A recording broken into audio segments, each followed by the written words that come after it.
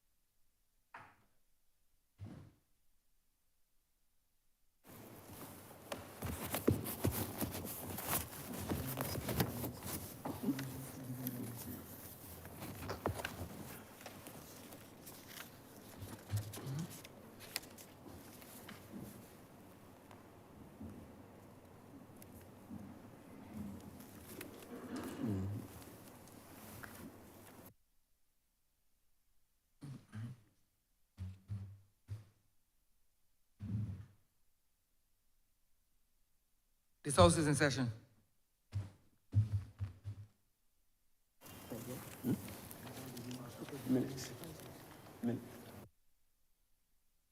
Minutes of the meeting held on Tuesday, January 30th, 2024 to be confirmed. Honourable Member for St. Joseph. Speaker, I beg to move that the cited minutes be confirmed.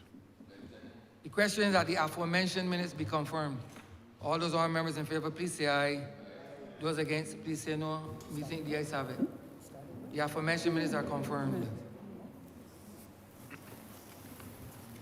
Announcements by Your Honour this week.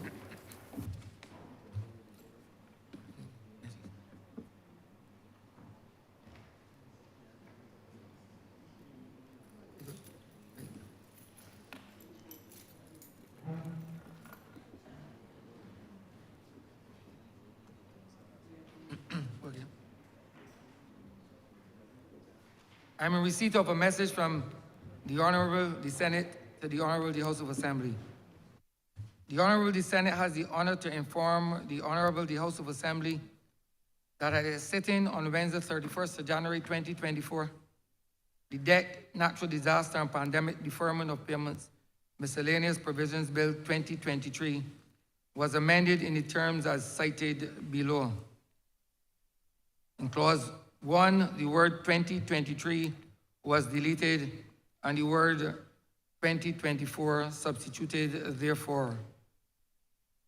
In the Schedule Enactment 1 External Loan Act, Cap 94D, Column 2, Section 10.9, the second definition of CCRIF was deleted. And in the subsequent paragraph, it begins CCRIF policy, the word maybe was deleted and the words may be was substituted therefore. In the Schedule Enactment 2, Guarantee of Loans Companies Act, Cap 96, Column 2, Section 8.9, the second definition of CCRIF was deleted. And in the subsequent paragraph, which begins CCRIF policy, the word maybe was deleted and the words may be was substituted therefore.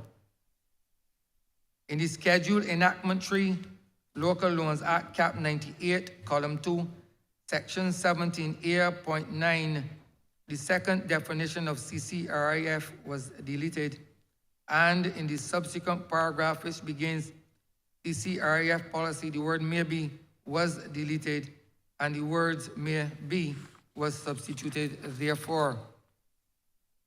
In the Schedule Enactment 4, Special Loans Act, Cap 105, Column 2, Section 5, Subsection 9, the second definition of CCRIF was deleted, and in the subsequent paragraph which begins CCRIF policy, the word maybe was deleted and the words may be was substituted therefore. And the Honourable the Senate transmits the amended bill to the Honourable the House of Assembly, inviting concurrence in the amendments to the bill. dated 7th day of February 2024, signed the President.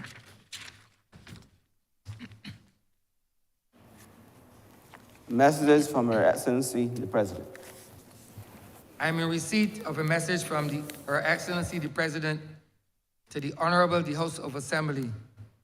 Her Excellency the President wishes to inform the Honorable the House of Assembly that Mr. Ralph Anthony Thorne, SC MP, has advised and submitted a letter to her dated 9th February 2024, stating that as the duly elected Member of Parliament for the constituency of Christchurch South in the general election held on the 19th January 2022, he wishes to sit in opposition to the government in the Honourable the House of Assembly. Her Excellency further wishes to inform the Honourable the House of Assembly that, in accordance with the provisions of Section 74 of the Constitution, she has appointed Mr. Ralph Anthony Thorne, SC MP, as Leader of the Opposition with effect from 12 February 2024, signed President.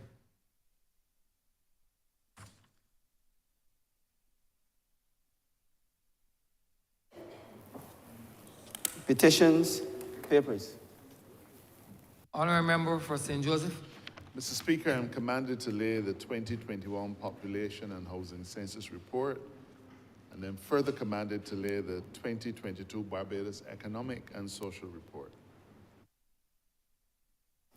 Government notices. Honourable Member for St. Joseph. Mr. Speaker, I beg to give notice of a resolution to approve, in accordance with Section 5 of the Crown Lands Vesting and Disposal Act, Chapter 225 of the Laws of Barbados, the vesting in the National Housing Corporation of 2 parcels of land situated at Castle Grant Plantation in the parish of St. Joseph in this island, more particularly described in the schedules thereto for a public purpose, namely for housing development.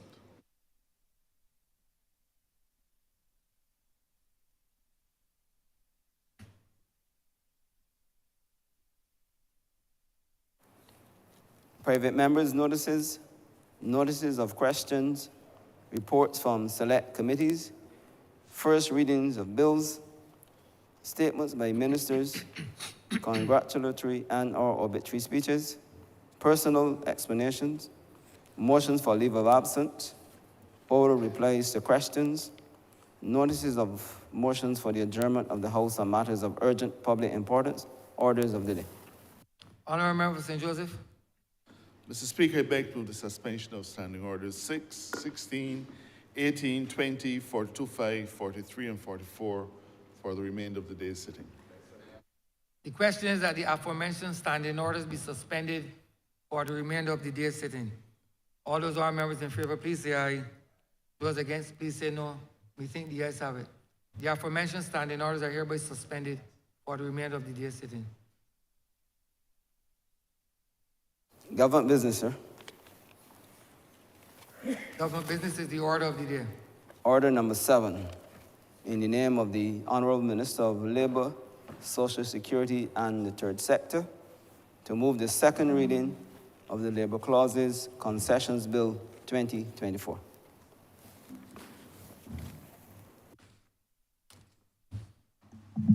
Honourable Member for St. Peter. Thank you very much, Mr. Speaker. I rise this morning to introduce a bill that speaks fundamentally to protecting workers and protecting the ordinary people of Barbados.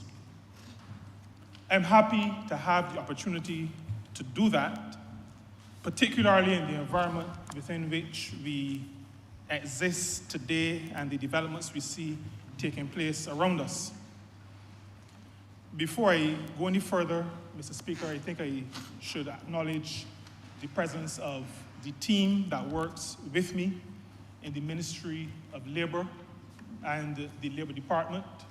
And they are here, and what we are going to be debating today is a result of the hard work of these ladies and gentlemen, public officers in this country who have dedicated their time and their efforts to the improvement of the lot of workers in this country.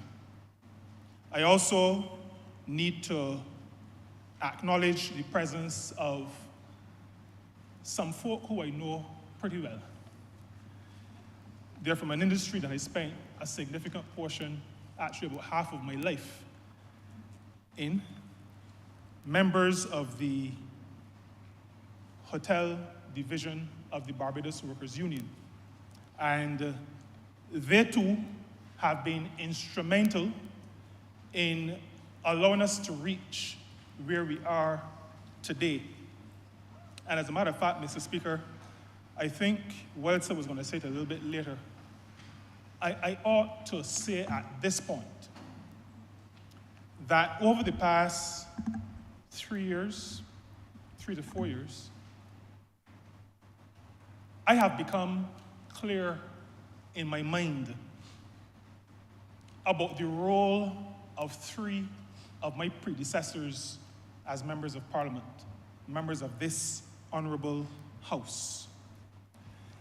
I have become very appreciative of the work of the Right Excellent Sir Frank Leslie Walcott, who represented the constituency that I now have the honor to represent, and who did that while being General Secretary of the Barbados Workers Union.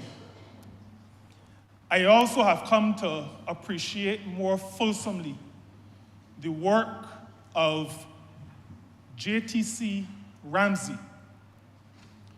JTC Ramsey also represented the constituency that I have the honor to represent, and while doing that, was trustee of the Barbados Workers Union. As a matter of fact, he was the first trustee of the Barbados Workers Union.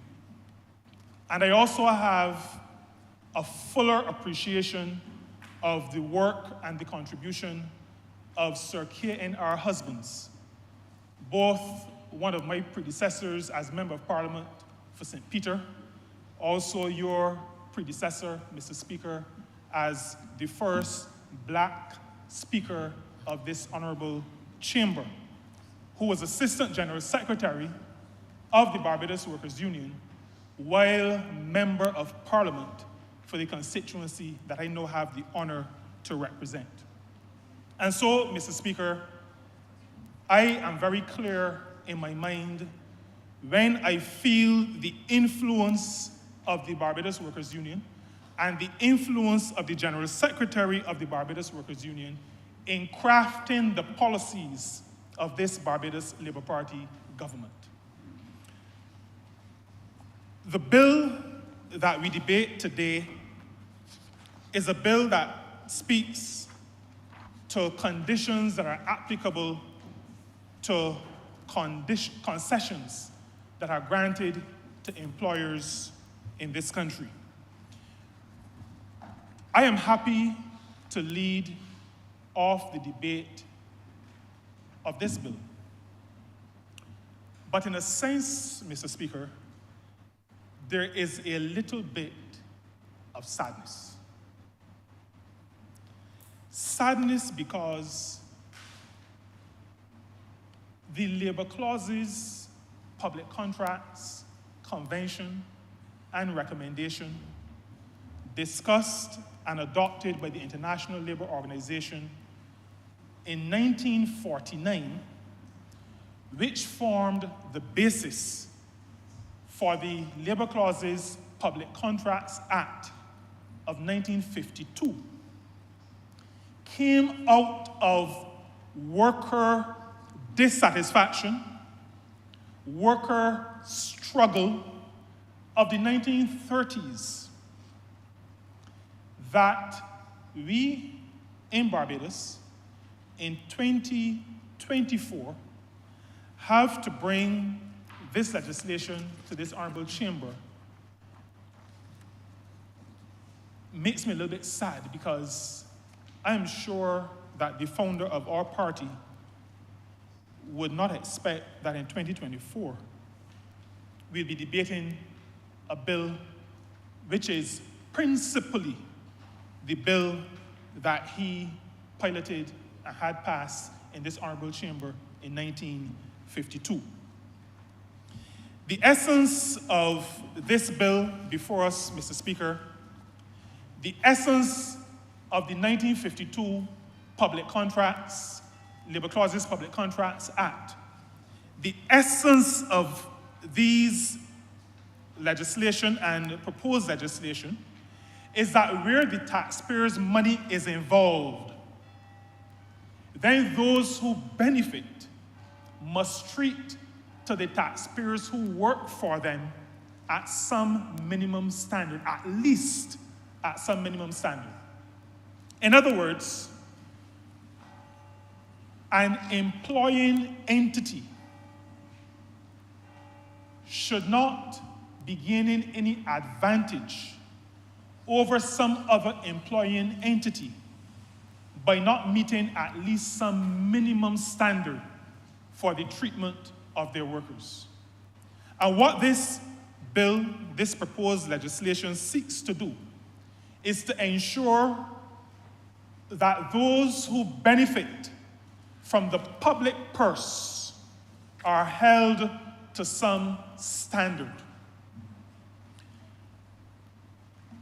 Mr. Speaker, the principle, like I said, is not new. It is a principle that has been applied since 1952 in this country. It is a principle that we have embraced as a country for over 70 years. We have embraced this principle not because it was foisted on us by an international agency.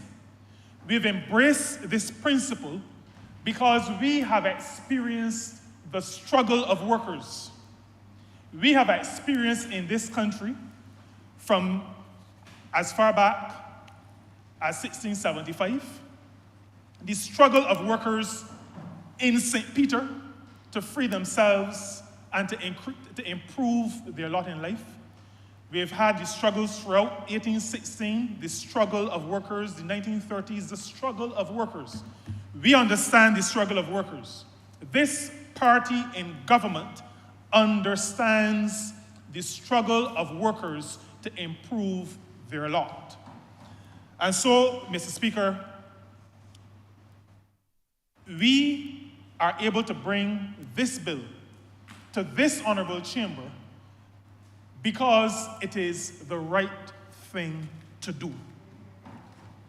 We bring this to this chamber because it is the right thing to do for the workers of this country.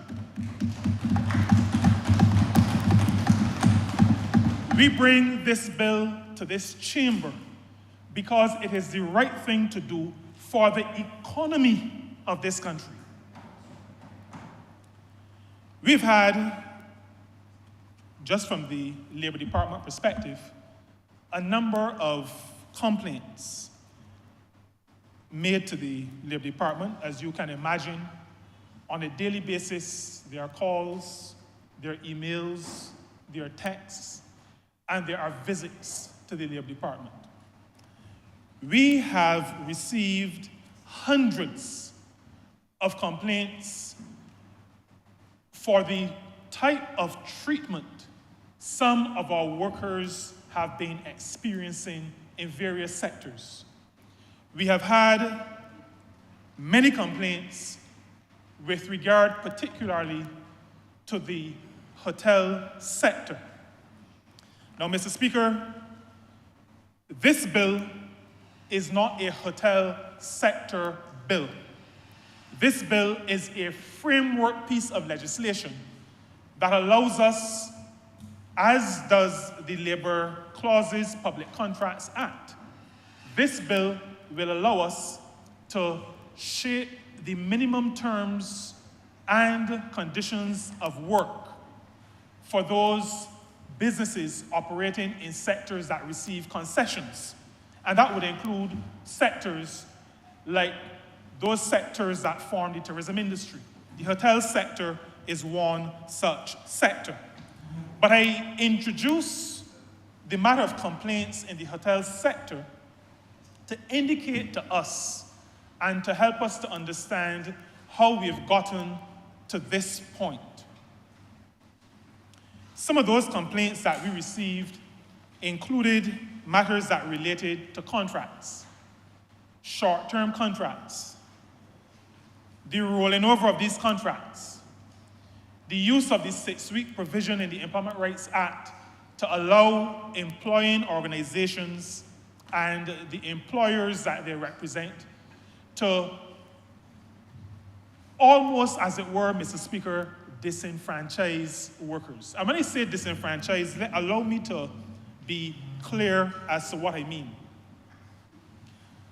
When I say disenfranchise, I'm speaking to the fact that a worker with a 3-month contract, a worker with a 6-month contract, is not able to go anywhere to get any kind of credit. So if your stove breaks down and you need to get a stove on hire purchase, there is no entity that does hire purchase in this country that will take a 3-month contract as any security for the repayment or the payment of the installments. There is no financial institution that will grant a mortgage, or far less a mortgage, a short-term loan based on such a short-term contract. We also had complaints about conditions in staff quarters. Now, Mr. Speaker, I really don't want to dwell on some of these things because I have purged myself of not the anger, but let me coin a phrase, the upsettedness that I remember there's a new engulfed me. English word. I don't even know if it is English, but it sounds so. But Mr. Speaker, sometimes when you hear the reflections and the experiences of workers, it can cause you to be upset. But I made the decision, and I asked the Lord to help me before I came in here, and while I was in here sitting down, not to allow myself to, as my predecessor, my immediate past predecessor, as Member of Parliament for St. Peter, one who I love dearly, I tried to purge myself of that demon. But when you hear that there are no staff quarters, no places to eat lunch, sometimes no chairs to sit down in, these things can cause you to get upset. And that is the reason why I say that there's a bit of sadness bringing this bill to this honorable chamber in 2024. There are matters related to service charge, matters related to tips. The honorable member for St. Michael West Central did significant work, and I'm sure that he will speak to some of the details as he makes his contribution to this debate. But Mr. Speaker, in the discussions that were held with the hotel sector between September of 2023 and December of 2023, it became very, very clear. The honorable member for Christchurch East would say, well, I'm not going to say that because it may not be politically correct with respect to persons with disabilities, but even persons who may not be able to see properly, may have affected sight, could see that there was need to go beyond the sitting down, discussing, talking, and not making progress. And so, Mr. Speaker, we have come to this place today to ensure that as a government that has the responsibility to protect a country, a government that has a responsibility to represent those who are the most vulnerable in the country, That is the standard by which governance is measured. If we were all equal, then there would be no need for government. We will exchange among ourselves as equals. Government exists to ensure that those who are in the minority, those who are weaker, are protected. And so as a government, we have, recognizing that there have been significant complaints, and as we consulted with our partners, have made the decision to bring this bill before this House. I have been asked in our consultations if the complaints have been so pervasive that we need this legislation. Mr. Speaker, a question like that offends me. It offends me because there is implied in the question that a lot of workers have to feel pain before a government should act. That, as far as this minister responsible for labor is concerned, is offensive. We will not wait for all of the thousands of workers to complain before we act. Every worker in this country is a human being.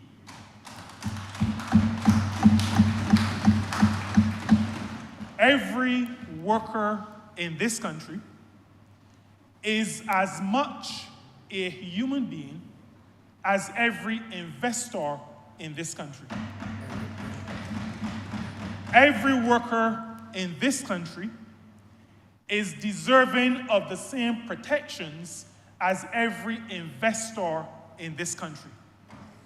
While we are the Barbados Labour Party in government, we recognize that we have a responsibility to the entire country. That entire country includes the workers of this country. Now, while we received complaints from the workers, I have to tell you, Mr. Speaker, that the decent businesses in this country are also complaining. Do you know, Mr. Speaker, I may have shared it here,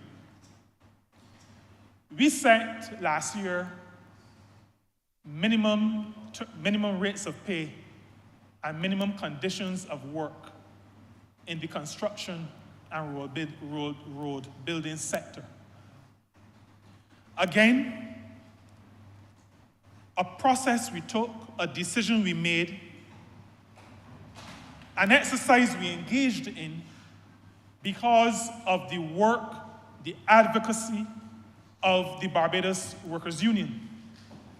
So, Mr. Speaker, I have to tell you that the Barbados Workers' Union found an ally in probably one of the few construction companies in this country that treats its workers as employees and who joined hand in hand with the Barbados Workers' Union to get those rates of pay and conditions of work established.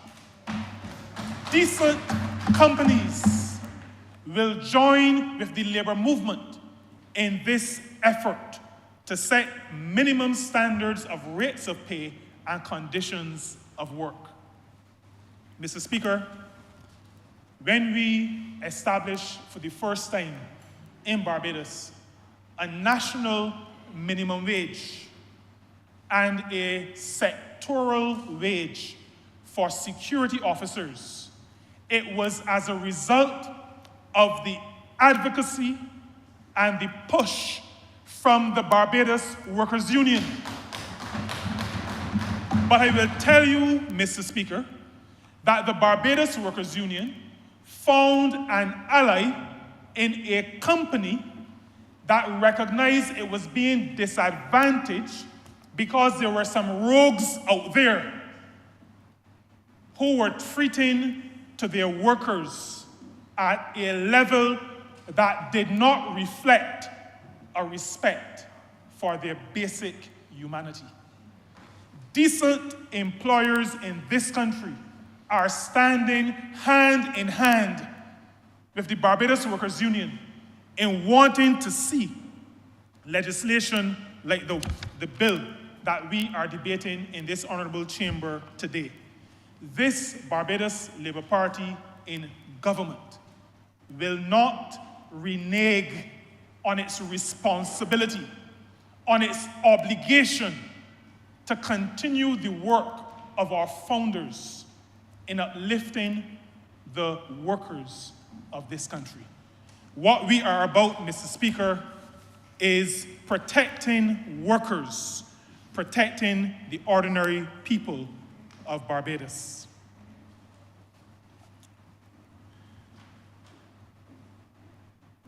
If we do not intervene, there will be a race to the bottom. This Barbados Labour Party, Mr. Speaker, and this minister responsible for labor, not in that. We are not going to be participant in a race to the bottom. We are happy that the Barbados Workers Union has been driving in this effort, and we are buoyed by the fact that decent employers are on board in this exercise. We are protecting our workers. We are protecting the ordinary people of this country. It's become very clear to us, Mr. Speaker, that the practice of industrial relations, as we have known it for quite some time, is changing. And I have, I think, a privilege, and I thank the Lord for it. I have the privilege of having, for some relatively significant portion of my life, been involved in industrial relations matters. I had the opportunity really to sit to some degree on both sides of the table. I've sat across the table from unions. I have been cursed by them. I have had a dear friend of mine who remains dear to my heart to this day, who was my shop steward and who led workers not to work because of a mistake that I made as an employer. So I've been on the receiving end of the wrath of trade unions. I've also had the good privilege of, after that, acting, in my words, as a shop steward to represent workers. I mention that not to say anything other than to say that I think I come to this office understanding the dynamics that are unfolding before us in the industrial relations space.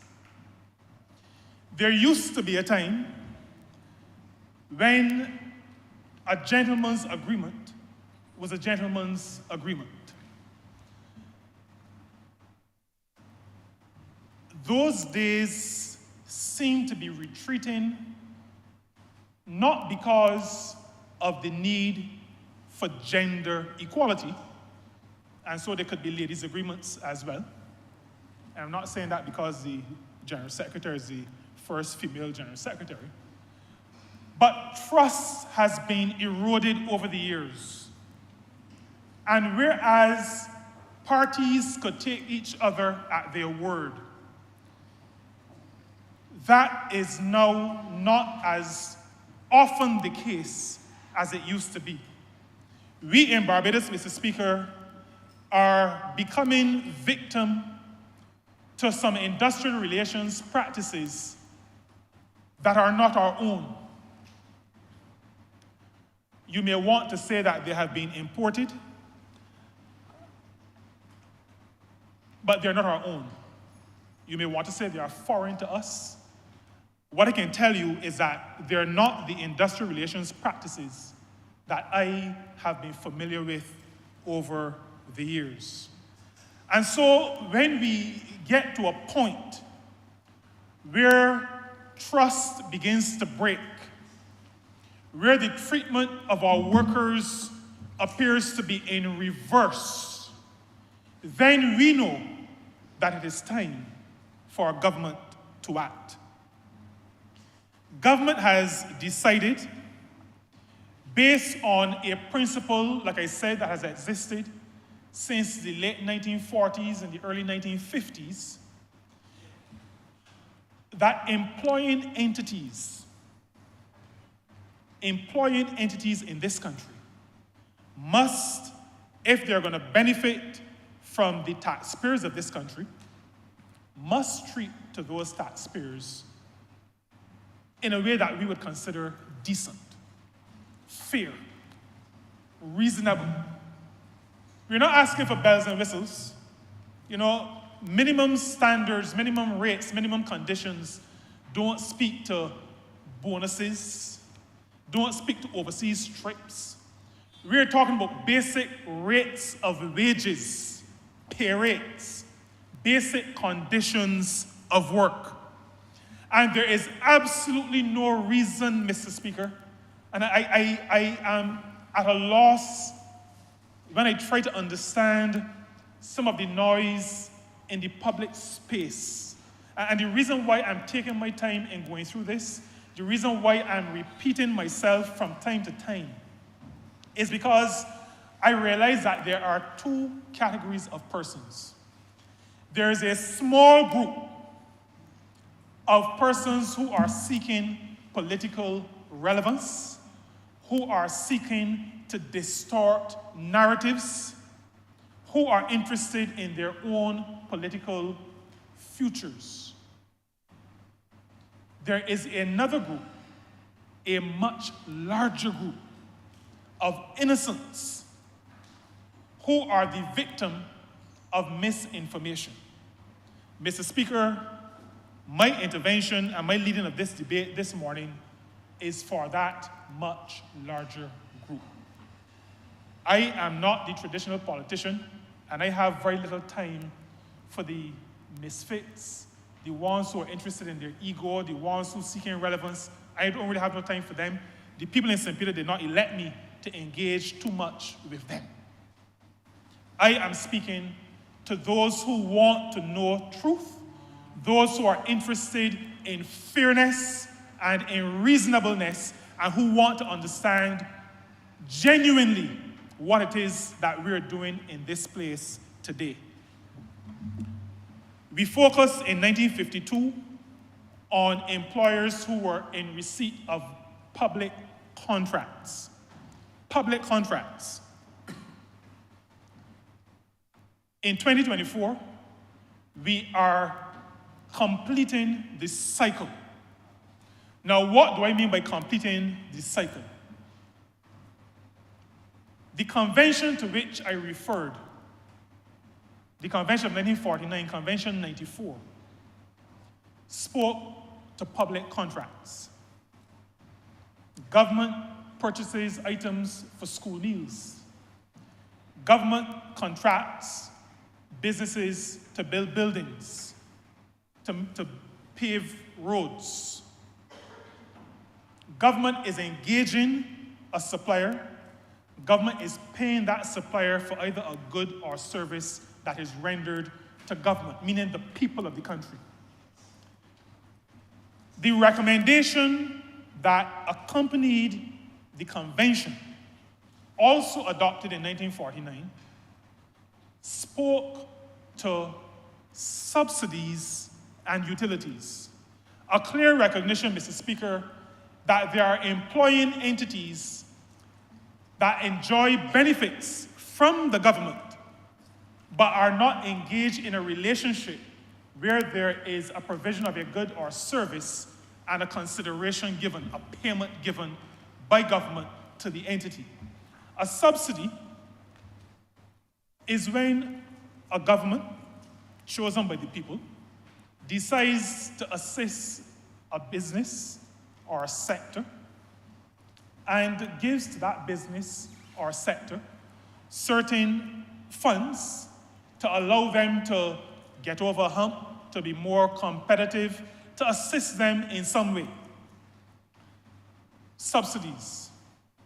Utilities, well, everybody got to pay the light bill. You don't sign no contract. When the bill comes, you pay it. Sometimes the telephone bill comes, and if it don't get paid, you're trying to WhatsApp, and you realize that the message is not going through. That is not procurement in terms of public contract.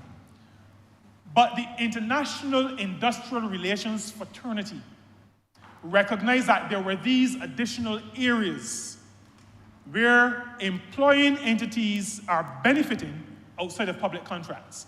In 2024, Mr. Speaker, we, as we treat the subsidies, have done it in a more elegant way.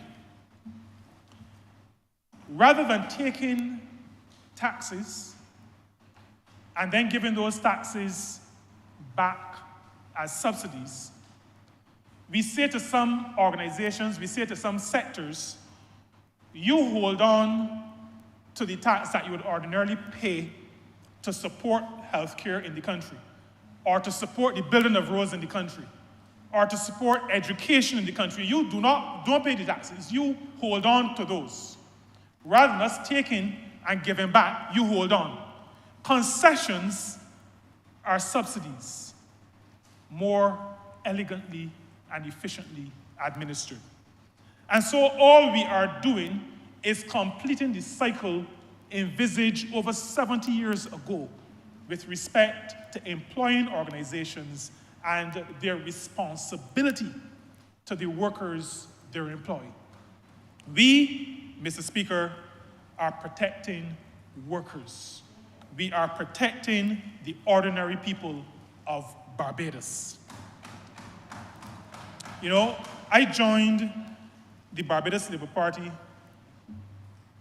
because I understood that the Barbados Labour Party started through championing the rights of workers, and throughout its existence has been championing the rights of workers. The photograph that stands out in my mind is the photograph of the now Right Excellent Sir Grantley Herbert Adams in the cane field, with ordinary workers listening to those workers and responding to those workers. This is the Barbados Labour Party in office. I've already said that 3 of my predecessors were active in the labor movement, and I am proud to stand on the shoulders of those who've gone before me in championing the rights of workers in this country. That is the Barbados Labour Party legacy. The Barbados Labour Party legacy is about protecting workers. It is about protecting the ordinary people of this country.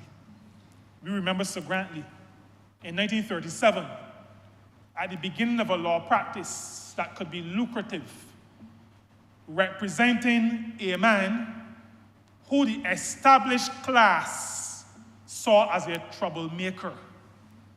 If you want to earn a lot of money, you do not antagonize those who have a lot of money. That is the reason why I don't have any fear in doing what I do, because I don't want to have a lot of money. But that is the man who started this movement. He started the Barbados Labour Party, the Progressive League at the time. 1 year later, 1938, he started the Barbados Workers' Union, 1941. He ensured that all adults, ordinary people, could vote, 1951. He passed the Labor Clauses Public Contracts Act, 1952. That is the legacy upon which we stand. That is the framework upon which the labor clauses concessions bill is framed.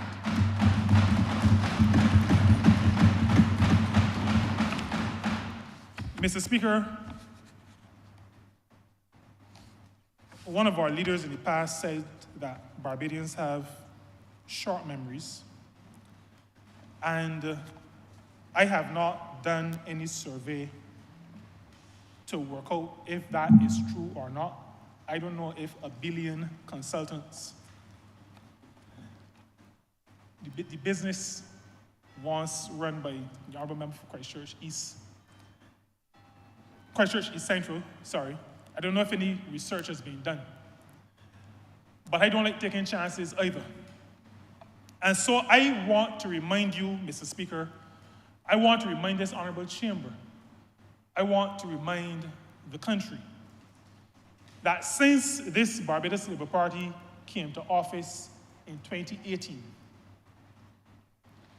we have given 2 pay increases to the public officers of this country. Mr. Speaker, since coming into office, we have appointed 3,388 public officers in this country.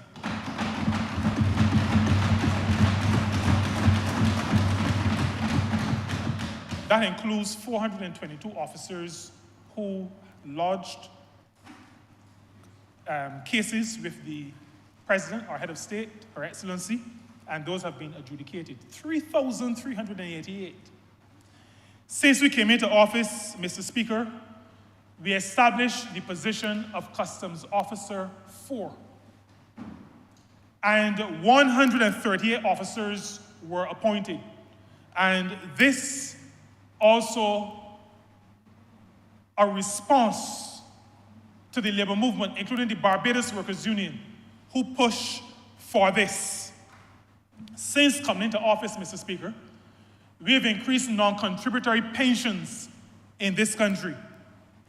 Since coming into office, we have enacted legislation to outlaw discrimination in the workplace in this country, protecting workers, protecting the ordinary people of Barbados.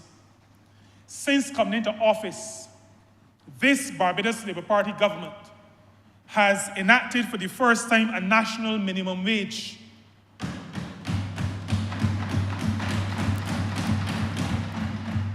Do you know, Mr. Speaker, that the minimum wage for shop assistants was $6.25?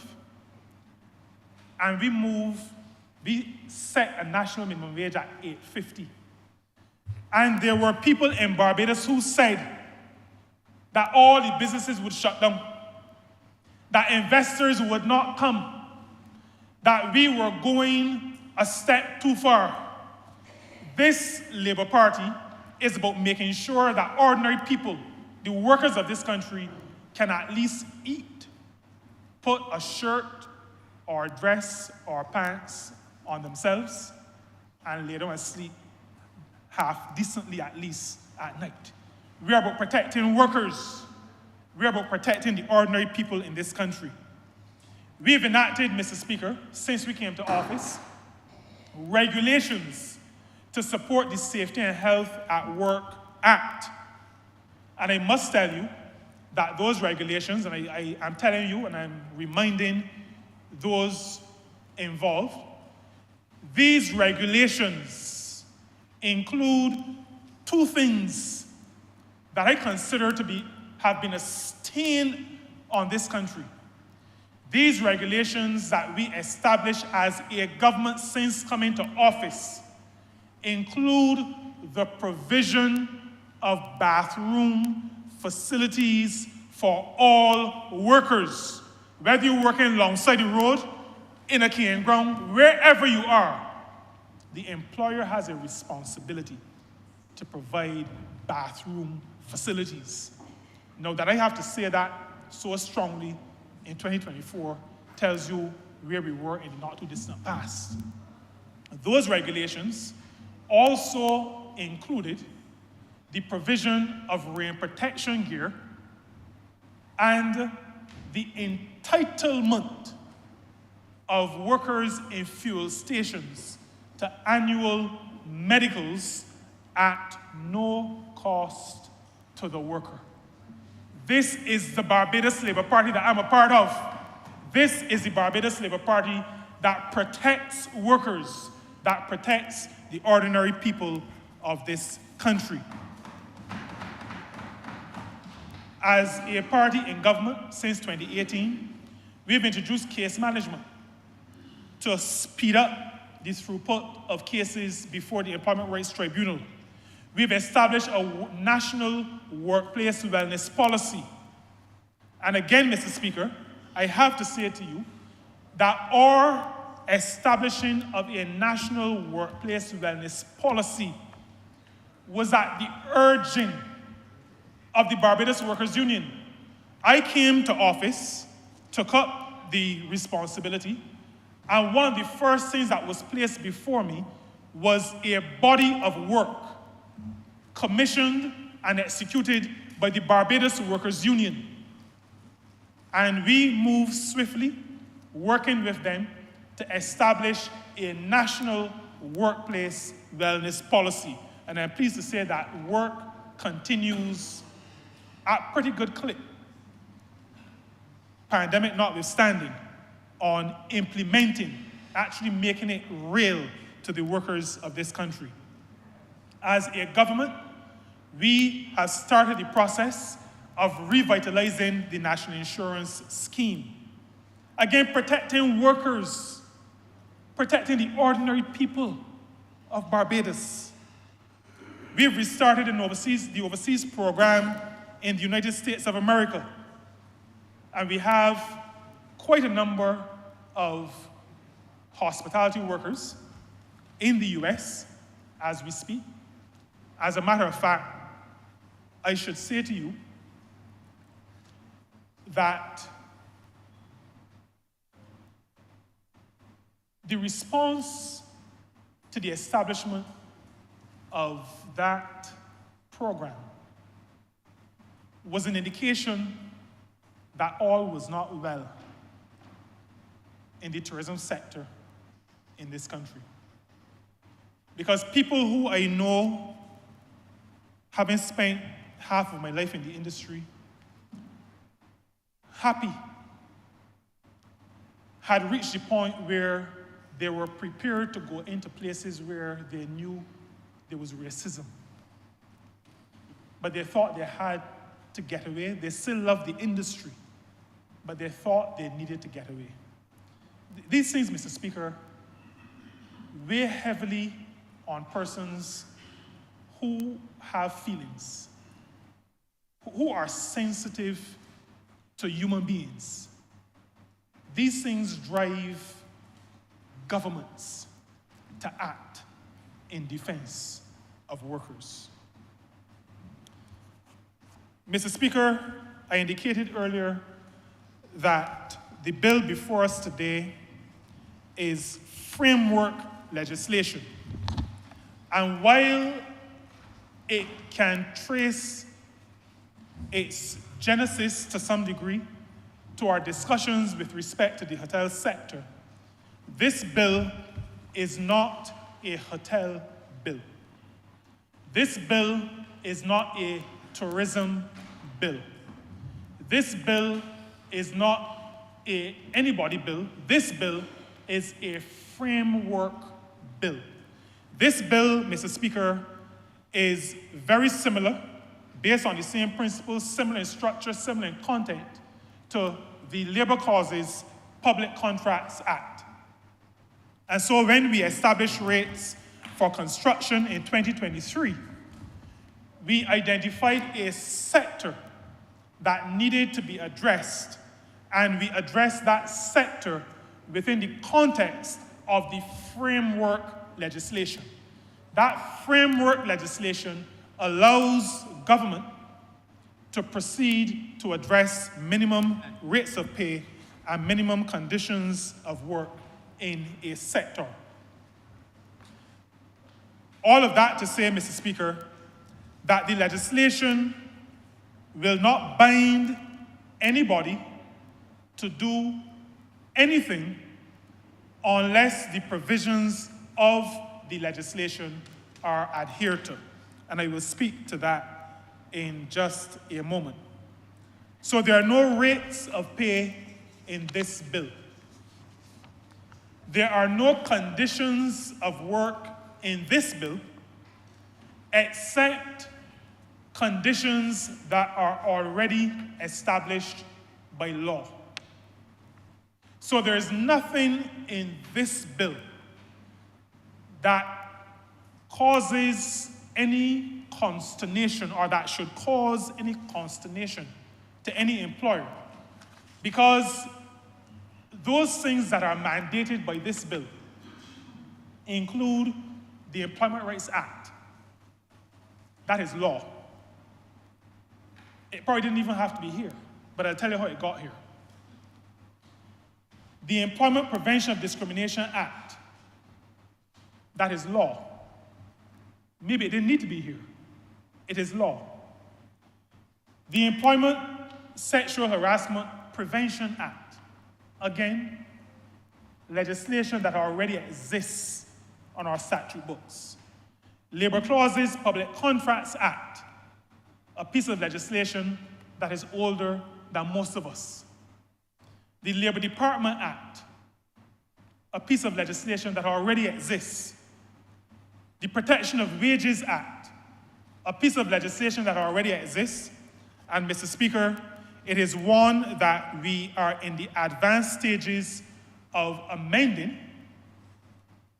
The Chief Labor Officer and the Deputy Chief Labor Officer have advised me that before the end of the week, the draft that we have received from the Chief Parliamentary Counsel's office will be shared with our partners to elicit their comments on the bill.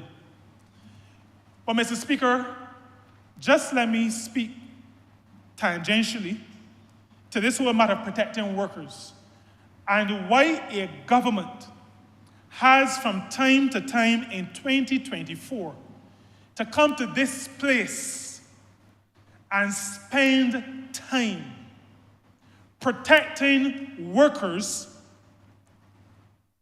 in a situation where you feel that decency should prevail.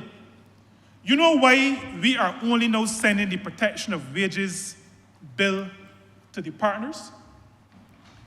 We had to stop after receiving a report that an employer in this country in 2023, the third decade of the 21st century, paid their employee or former employee over $200 in coins.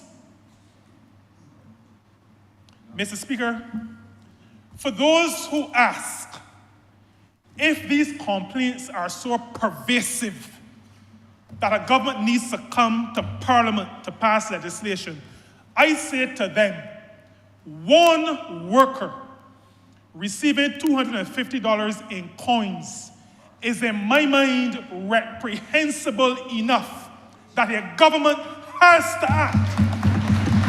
A government is constrained to act. I am not waiting, Mr. Speaker.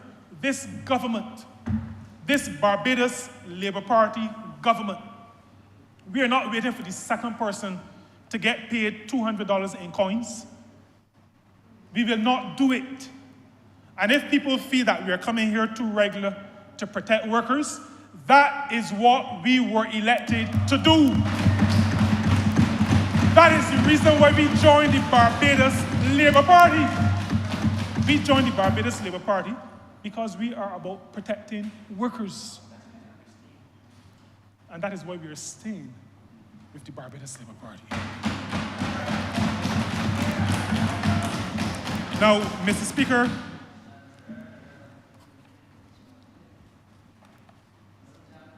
there's been some consultation that has taken place, which is what we always do when we are proposing legislation. The idea that we would take this step was birthed in the discussions, we call them colloquia, that we had with government, the Barbados Hotel and Tourism Association, and the Barbados Workers Union. And as the discussions proceeded, there was a view that they were not going anywhere, that we would not get an agreement on basic conditions of work. Now, I consider myself an optimist. I don't get involved in a lot of negativity, and I don't really like negative people around me anyhow. And while the Barbados Workers Union, through its General Secretary, started to agitate for a legislating, for a using of an existing principle to establish these minimum conditions and minimum rates of pay, the Honourable Member for St. Michael, West Central, and myself continued on in the hope that we would not have had to go in this direction. Now, I know that I'm not perfect. I know that I'm sometimes wrong. Those who work with me will tell you that even though I say so, sometimes they say I get on as very perfect. But I really did not want to have to say to the General Secretary of the Barbados Workers Union that the General Secretary was right. I don't even know if I have said that up to now. But I have come to the view that this is a step, and the Honourable Member for St. Michael West Central has also come to the view that we have really no choice. The environment within which we are operating leaves us no choice. If I were going to use the King James, I would have said it constrains us, just like the love of Christ does. And so, in those discussions, the idea that we would be going in this direction was raised. In the social partnership meeting of December of 2023, there was a discussion about the need for it. We addressed the idea that there was some level of fear about it, and we believe that we allayed some of those fears at that time. We invited comment from the Barbados Workers Union on the bill. We understood, Mr. Speaker, and I need to make this very clear, we understood and still understand that this bill is about concessions. Concessions are granted to private entities. Concessions are granted to private entities. And so we consulted with the union that represents workers in private entities. We also consulted with the Barbados Employers Confederation, and we invited them to submit comments. I had a meeting with them myself. We went through the bill. We went through some of the matters that they wanted clarity on. We had that meeting. We also addressed the concerns of the Barbados Private Sector Association. We met with them. We addressed their concerns. We met then with the larger group. Now, allow me to say to you that in consultation, you approach the umbrella organizations. The understanding is that the umbrella organizations will consult with their members. Even though we'd already taken and had engagement with the umbrella organizations, we agreed just yesterday to meet with the wider body I don't know, maybe there were about 150 persons present at the meeting yesterday. And issue by issue that was raised in that meeting, we addressed them all. And I can say to you that the feedback coming out of that meeting, we ended the meeting maybe just before 2, or just after 2, I think. I left the Lloyd Erskine Sandyford Center around 4. All of that time was spent continuing the engagement with employers. And I can say to you, Mr. Speaker, that those with whom I engaged, those with whom a member from the other place who has a ministerial responsibility for commerce engaged, those with whom the Honourable member for St. Joseph engaged, they all are of the view that what they're considered to be their fears have been addressed by us in our interaction with them. And I'm happy, Mr. Speaker, to be able to say to you that coming out of that meeting, not just an allaying of fears, but from some quarters, an embracing of the direction in which this country and this government is going. Mr. Speaker, that embrace comes out of a recognition that decent people do the right thing, but that rogues will undermine decent businesses if they are allowed to do the wrong thing. This Barbados Labour Party in government, not about allowing rogues to do the wrong thing. We will not be participant in the race to the bottom. We are about protecting workers. We are about protecting the ordinary people of Barbados. Now, out of the, and I think I need to quickly share that out of the consultation with the private sector, because that is where most of the response came in terms of public response.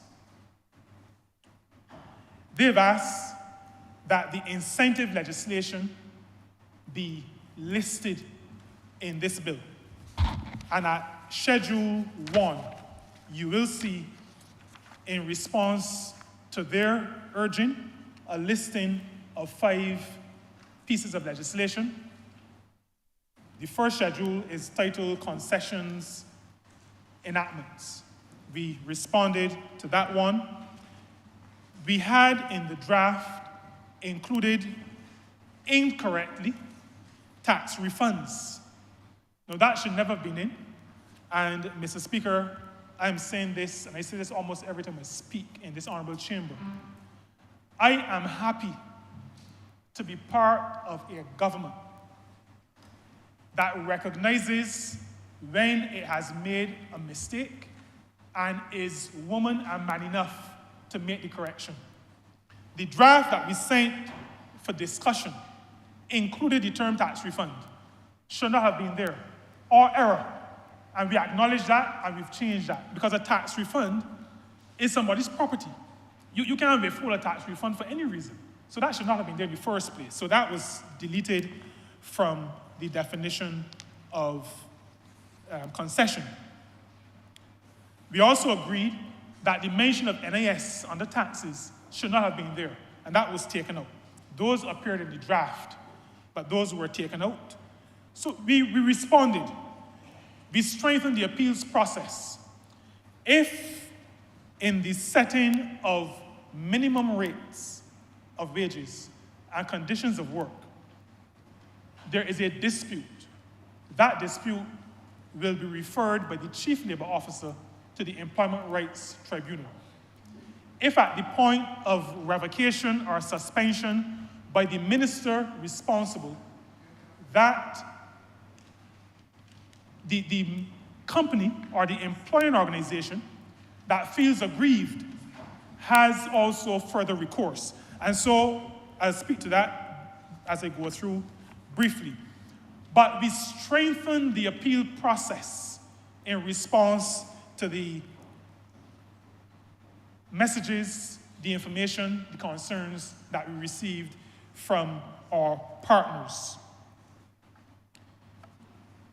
We did not use the minimum wage board in this exercise because our immediate concern, Mr. Speaker, is protection for the taxpayers of this country when the taxpayers' money is being used to benefit employing entities in this country.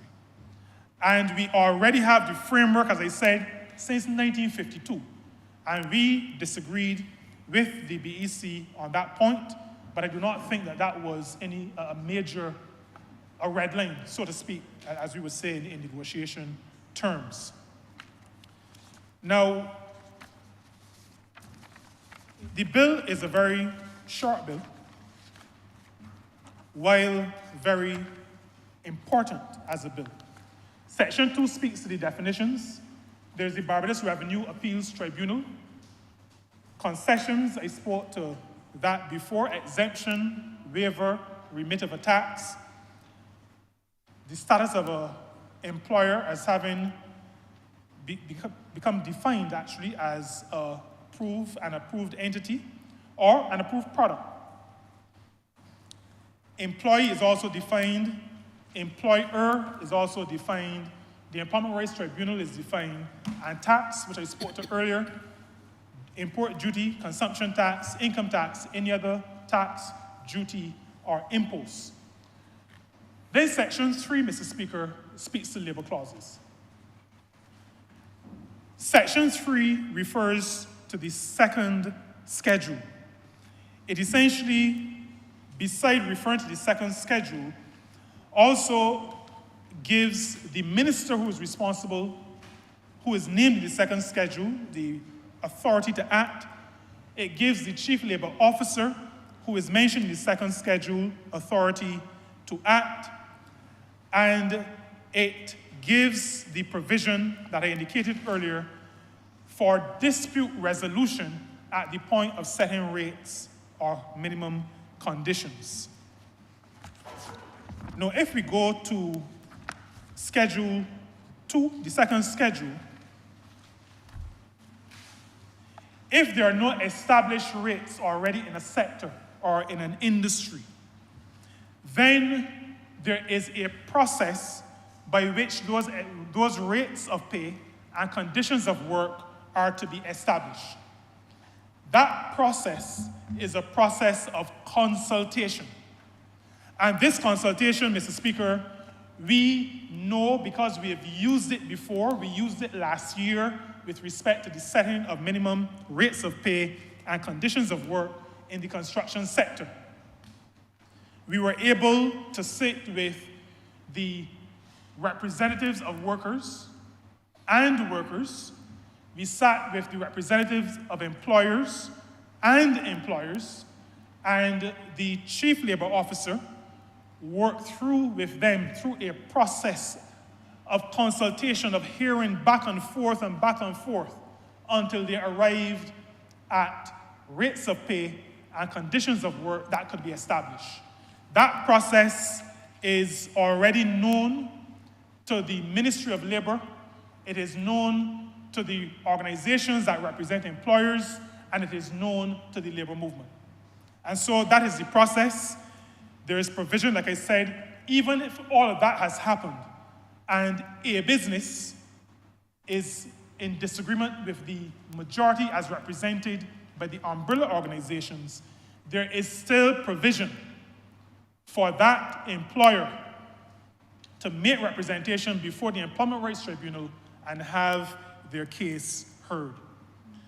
The bill provides that if you get to a point where the relevant minister, that minister meaning the minister who is responsible for the enactment that grants the concession, if things get to the point where that minister is in a position where the minister believes he or she has to suspend or revoke the concessions. And the reason why I phrase it like that is because The bill is very clear that the minister responsible for the concession may suspend or revoke. There is no insistence that it happens. We have left in this bill the understanding that there may be situations where the minister responsible will need to use a discretion. But if the minister responsible is at the point where he has to or she has to revoke or suspend the concessions, then if there is a situation where the business, the employing organization feels aggrieved, that employer has the right to use an appeal to the Barbados Revenue Appeals Tribunal, an eminent appeals tribunal headed currently by a former Chief Justice of this country, and that entity can appeal to the tribunal to have a hearing on the matter. And of course, you know, as an eminent legal practitioner yourself, that there's the Administrative Justice Act, which can also be used. And so, Mr. Speaker, this bill allows us to continue the process of protecting our workers. The bill allows for regulations to be made. Any regulations that are going to be made under this bill will also have the full participation of the partners, the social partners, the employers, and the labor movement. These regulations will be made to give better functioning, more effective functioning to the legislation.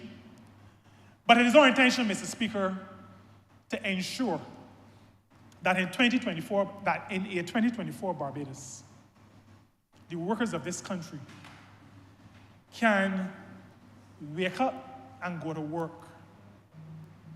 recognizing and understanding that there is a minimum standard below which they cannot go in terms of their treatment. There has to be a minimum standard. A country is judged by how it protects the vulnerable in its midst. We cannot, Mr. Speaker, in 2024, allow for a situation where those who benefit from the taxpayers of this country are allowed to go below a minimum in the treatment of their workers. We cannot allow in a 2024 Barbados a situation where decent employers are made to suffer because they're being undercut and undermined by those who are going below what is decent with respect to the treatment of their workers. Mr. Speaker, we are about social justice. Social justice includes worker justice. Social justice includes justice for all of the vulnerable in this society. All those who are marginalized or feel marginalized. This is what we have been called to office to do. This bill represents the philosophy of the Barbados Labour Party. This bill represents the role and function of this Barbados Labour Party. This bill represents a continuation of the work of this Barbados Labour Party as it continues to protect workers, as it continues to protect the ordinary people of this country. And with those words, Mr. Speaker, I beg that this bill be read secondly.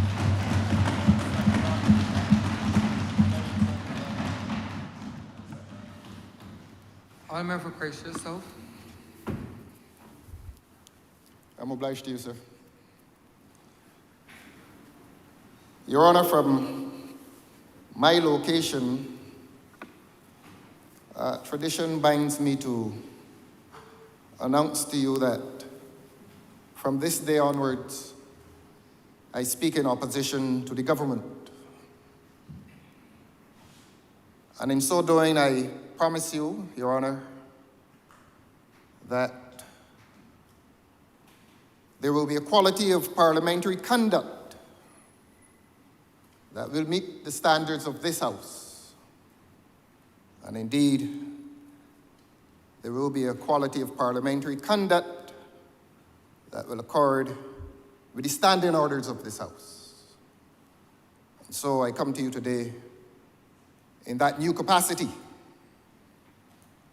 and I feel honored to do so.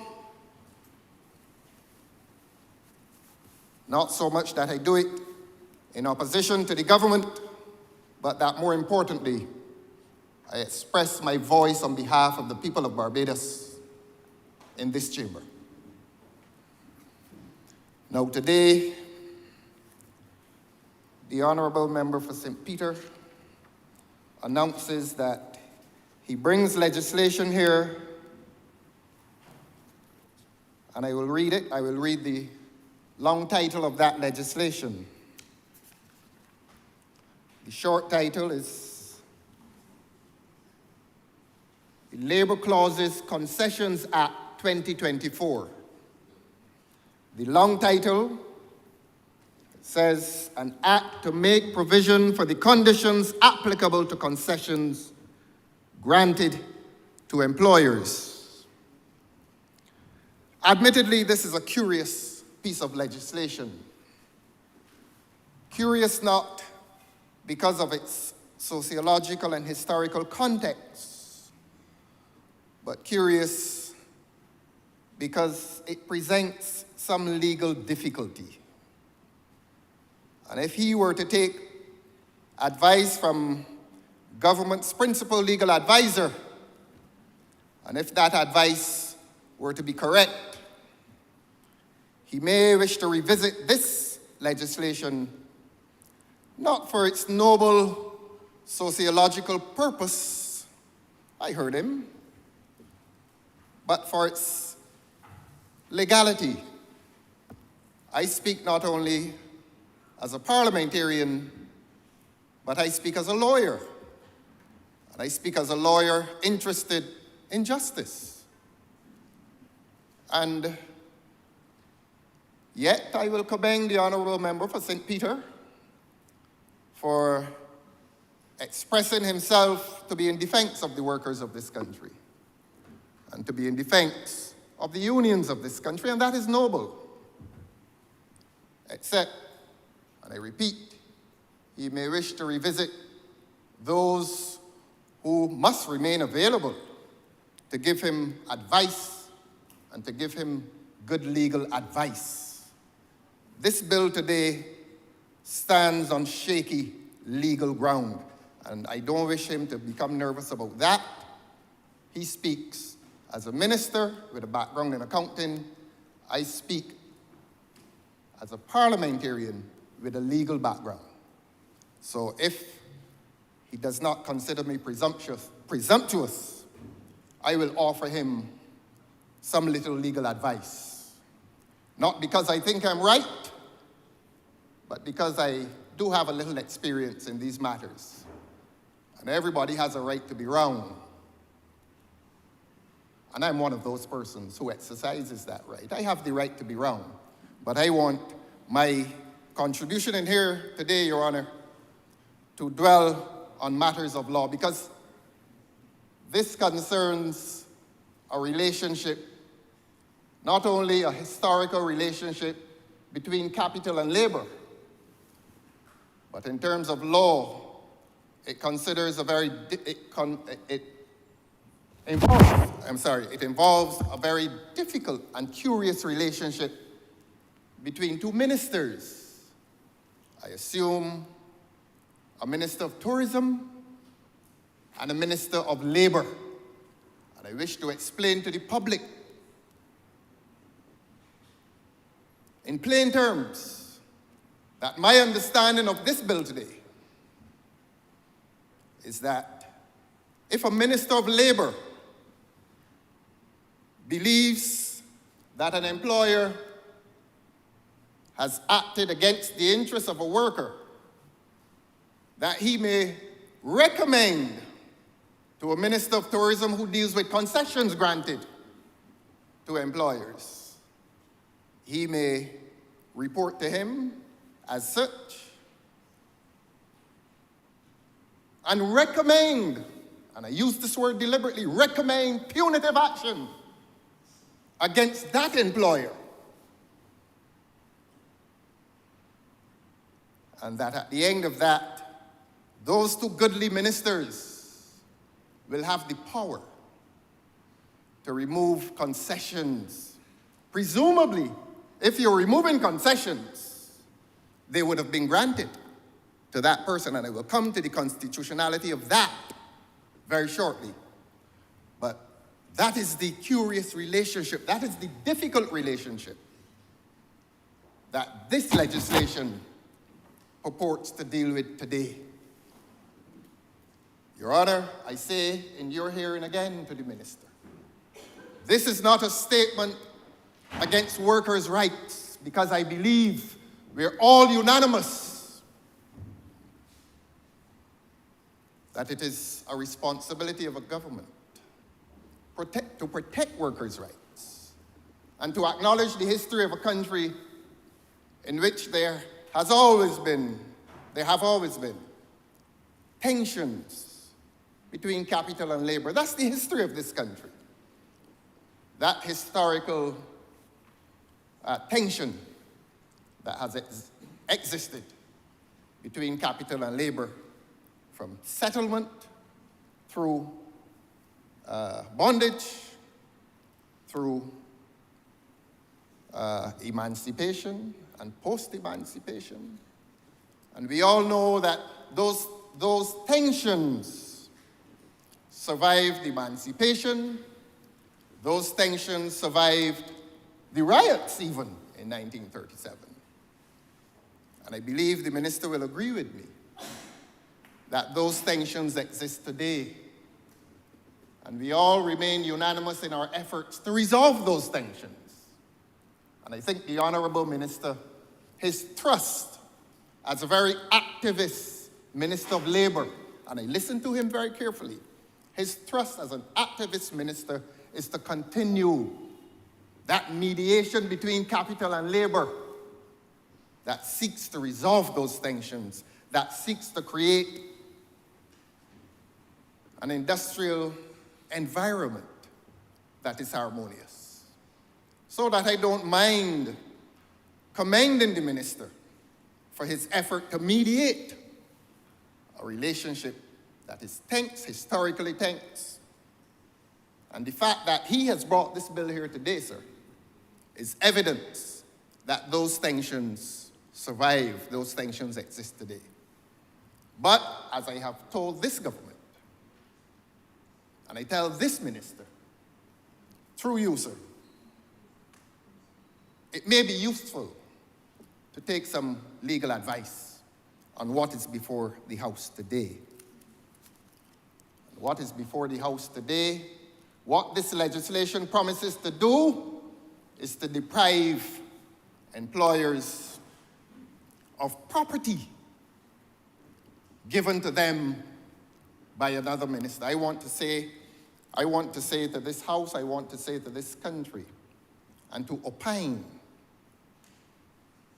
that a concession given may be in the nature of property.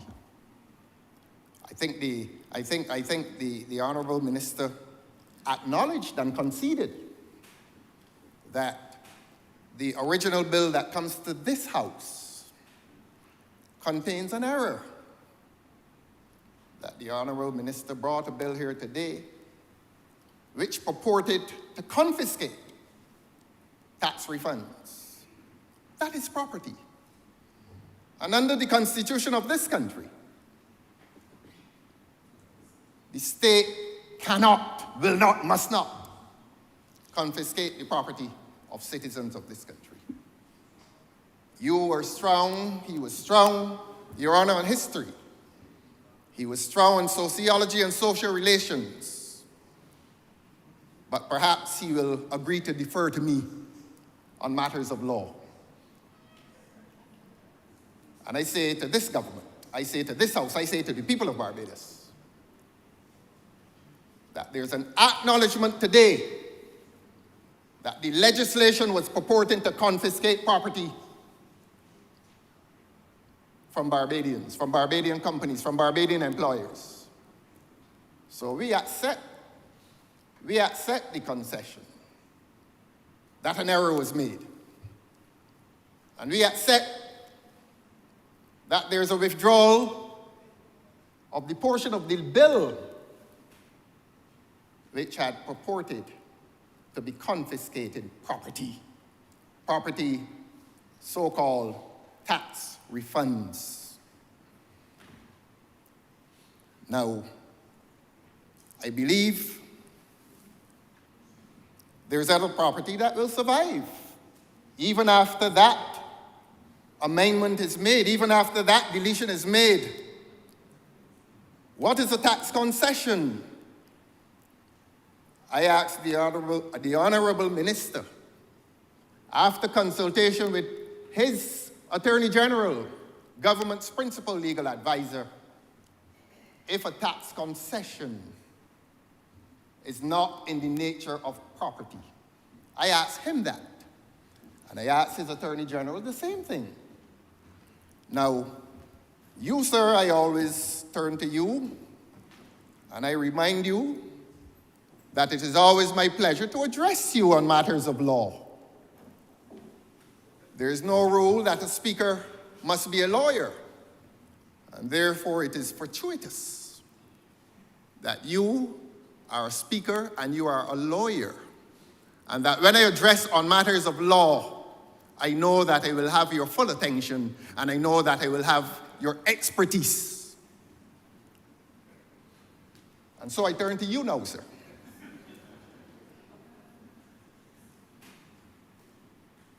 What is the nature of a tax concession? Is it property or is it not property? And if it is property, just as a tax refund is, by their admission, property, what is the basis for its survival in this legislation? If you say that the tax refund is property and therefore you withdraw it from the legislation, Mr. Speaker, let us ask the same question in relation to a tax concession. Your Honor, within the law of property, there is a genus of property. I'm addressing you now, sir, and therefore you will hear technical language. And you and I will explain to the public afterwards. There is something called a shows in being. And for the sake of the public and for my colleagues on the other side who have forgotten their law, C-H-O-S-E, it's a French word meaning thing. And a thing, if it is a thing, it's property. And there are two categories of that thing. Shows is a French word, meaning thing. And we as lawyers adopt the French word in describing what is property. So we have a thing in being, a shows in being, a thing that exists. That is what we mean when we say a shows in being, a thing that exists. The other category, and that is property. You smile, Your Honor, because you smile in agreement. You love the law. And the other category are shows in action. Like a promise. I promise to give you my book. but you don't have it yet. When you have it, it becomes a shows in being. It is yours, it exists, you have it. But on the other hand, I may say to you, when I make the book, it becomes yours. And I will say it, and I could say to you, having made the book, I will deliver it to you on Sunday. And I make that a promise to you. And the law would describe that situation as a shows in action. It will take place. It will become yours. But the law says you can claim it. You can claim a promise of this thing. And if you claim the promise of this thing, and the law says that claim is validly made, it is a shows in action.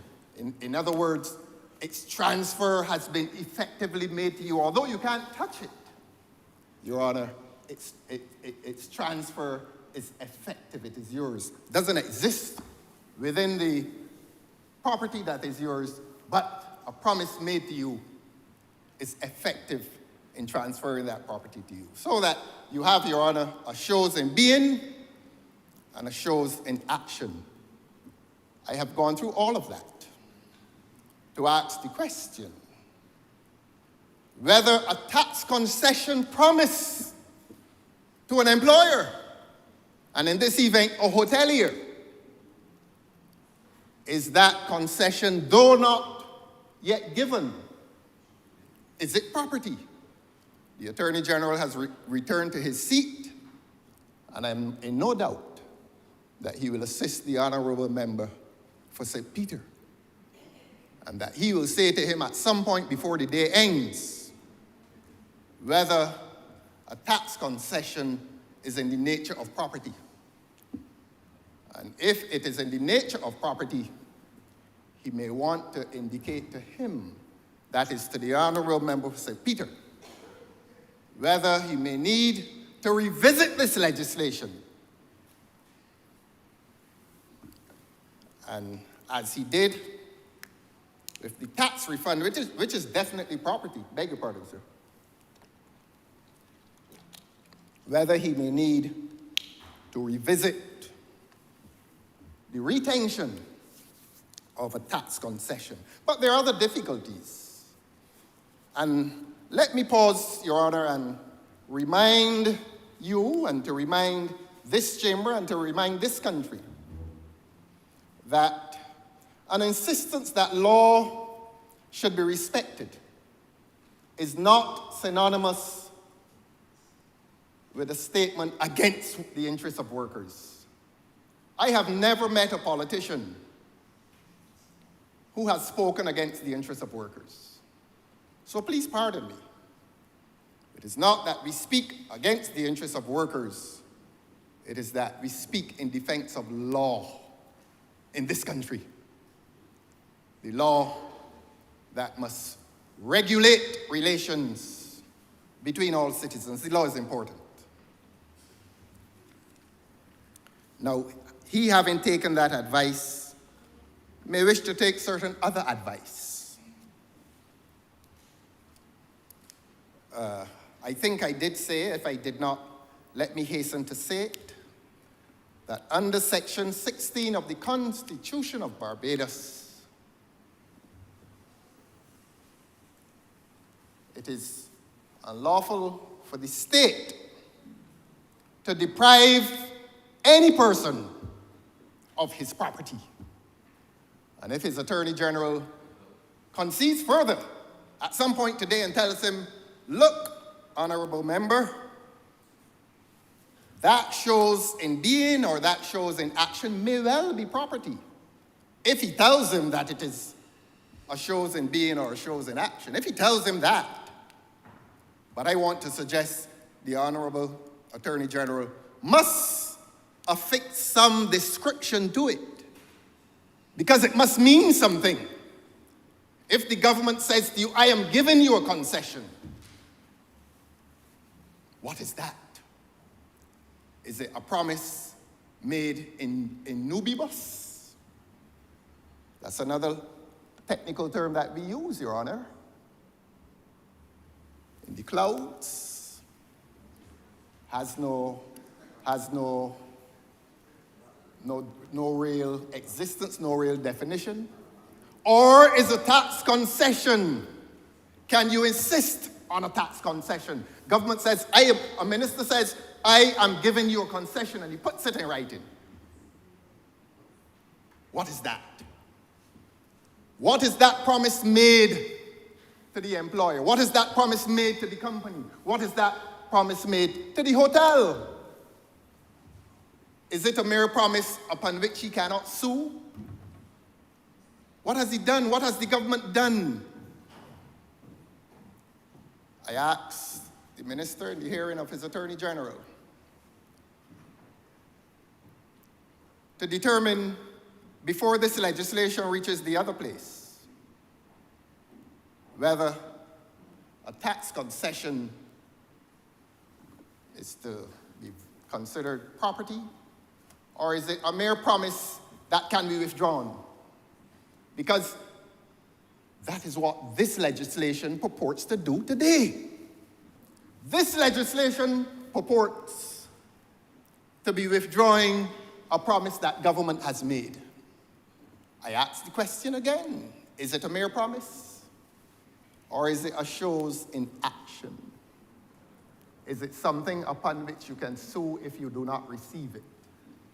And I apologize to the Honourable Member for St. Peter, for whom this is all a very abstract disquisition. I apologize to him.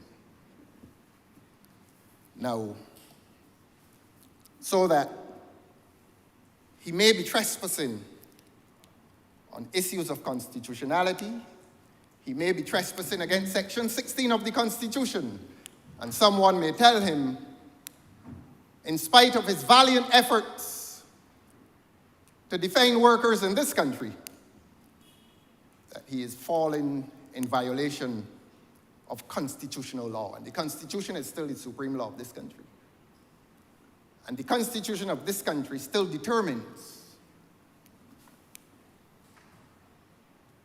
the validity of all laws inferior to the Constitution. There are other difficulties presented by this legislation. I took good notes when the minister was speaking, and the culmination of his address was this. And I want your attentive ear, Your Honor. He said, and I quote, "The Honourable Member for St. Michael West Central and I continued on in the hope that we would not have had to go in this direction." And I took him to be saying that this bill today is the direction in which they had hoped not to go. And please, members, honourable members for St. Peter and St. Michael West Central, you do know that this is objective, that this is not personal. You do know that we are here to let ideas contend and to let the law reign supreme. And so I invite you again, please visit your Attorney General and get an opinion on these matters. But there was an apprehension that you would not have had to go in this direction. Why? Why the citizens of this country must now ask? Why did two ministers hope that they would not have had to go in the direction of bringing legislation in here today that gives a minister the power to punish? Because that is what it is. My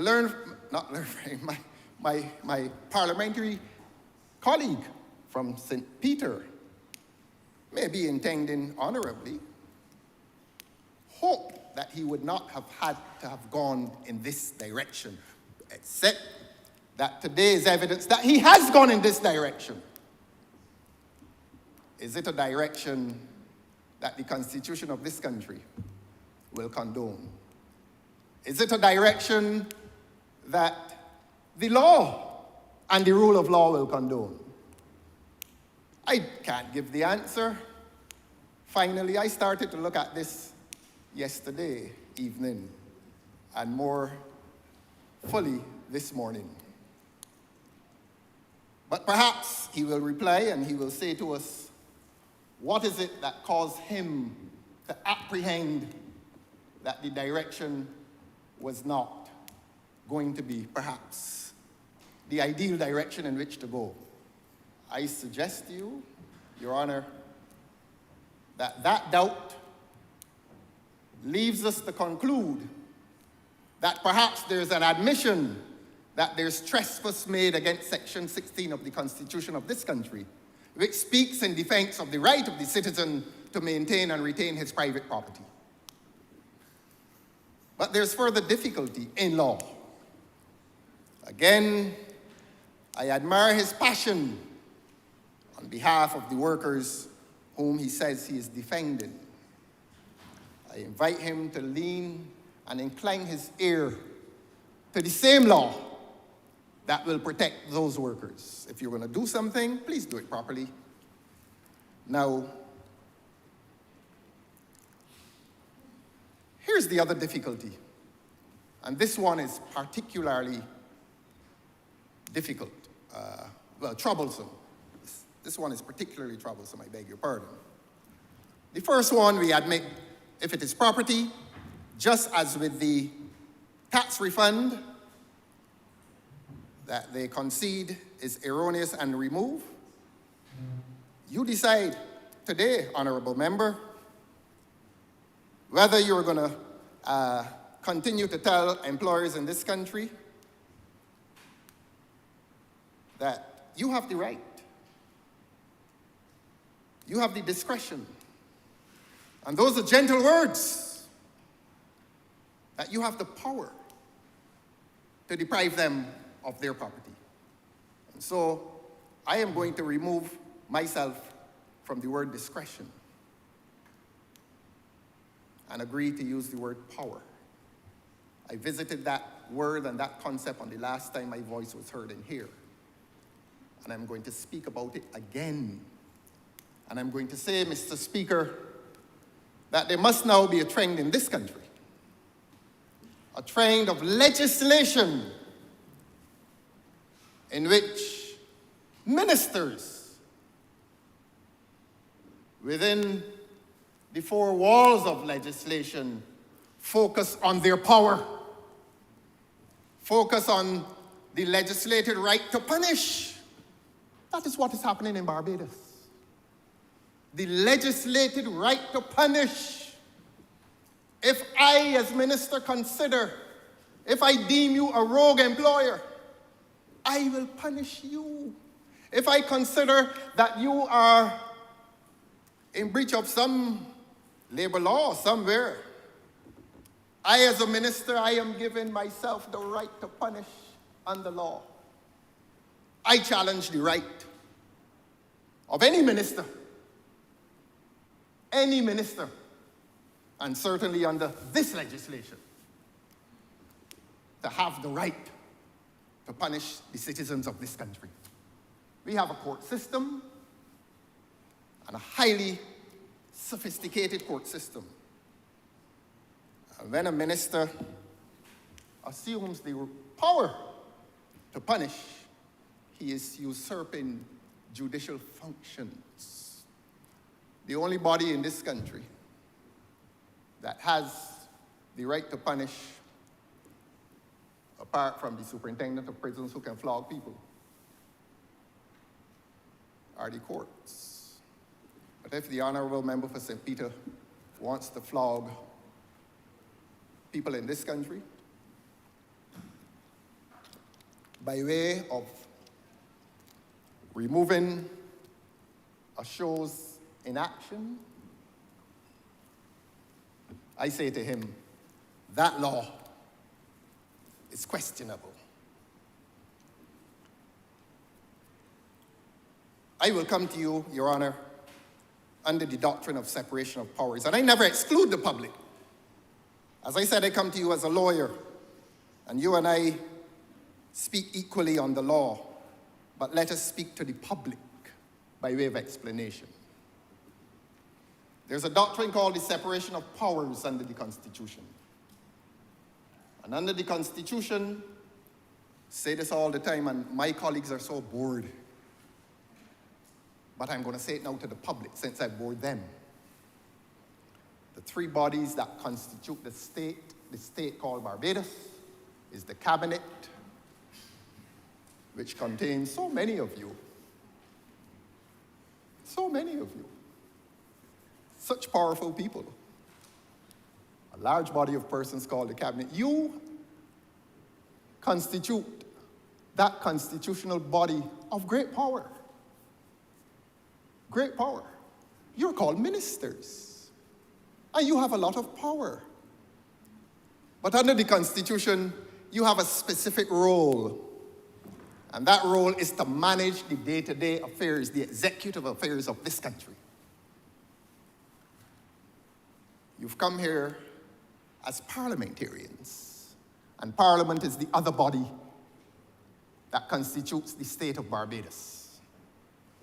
And the role and the function of Parliament under the Constitution is to pass laws for the peace, order, and good government of this country. So that you belong to two of those three constitutional bodies. One that manages the day-to-day affairs of this country, and the second one, this one that we sit in today. We're here to pass laws, and that's why the Honourable Member for St.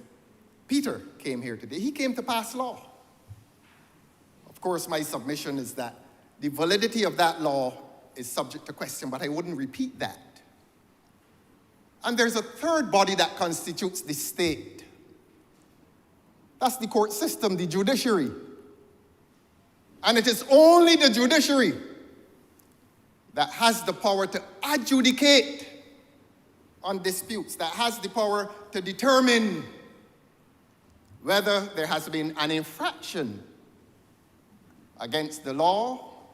And apart from making that determination after adjudication, they have the right to punish. So any other actor within the state that tells you whether he's a member of the cabinet or a member of this August Assembly, if he tells you that he has some constitutional right to punish, he is speaking in offense against the law. He is speaking, Your Honor, against the doctrine of separation of powers. That is not his province. That is not his domain. He is usurping.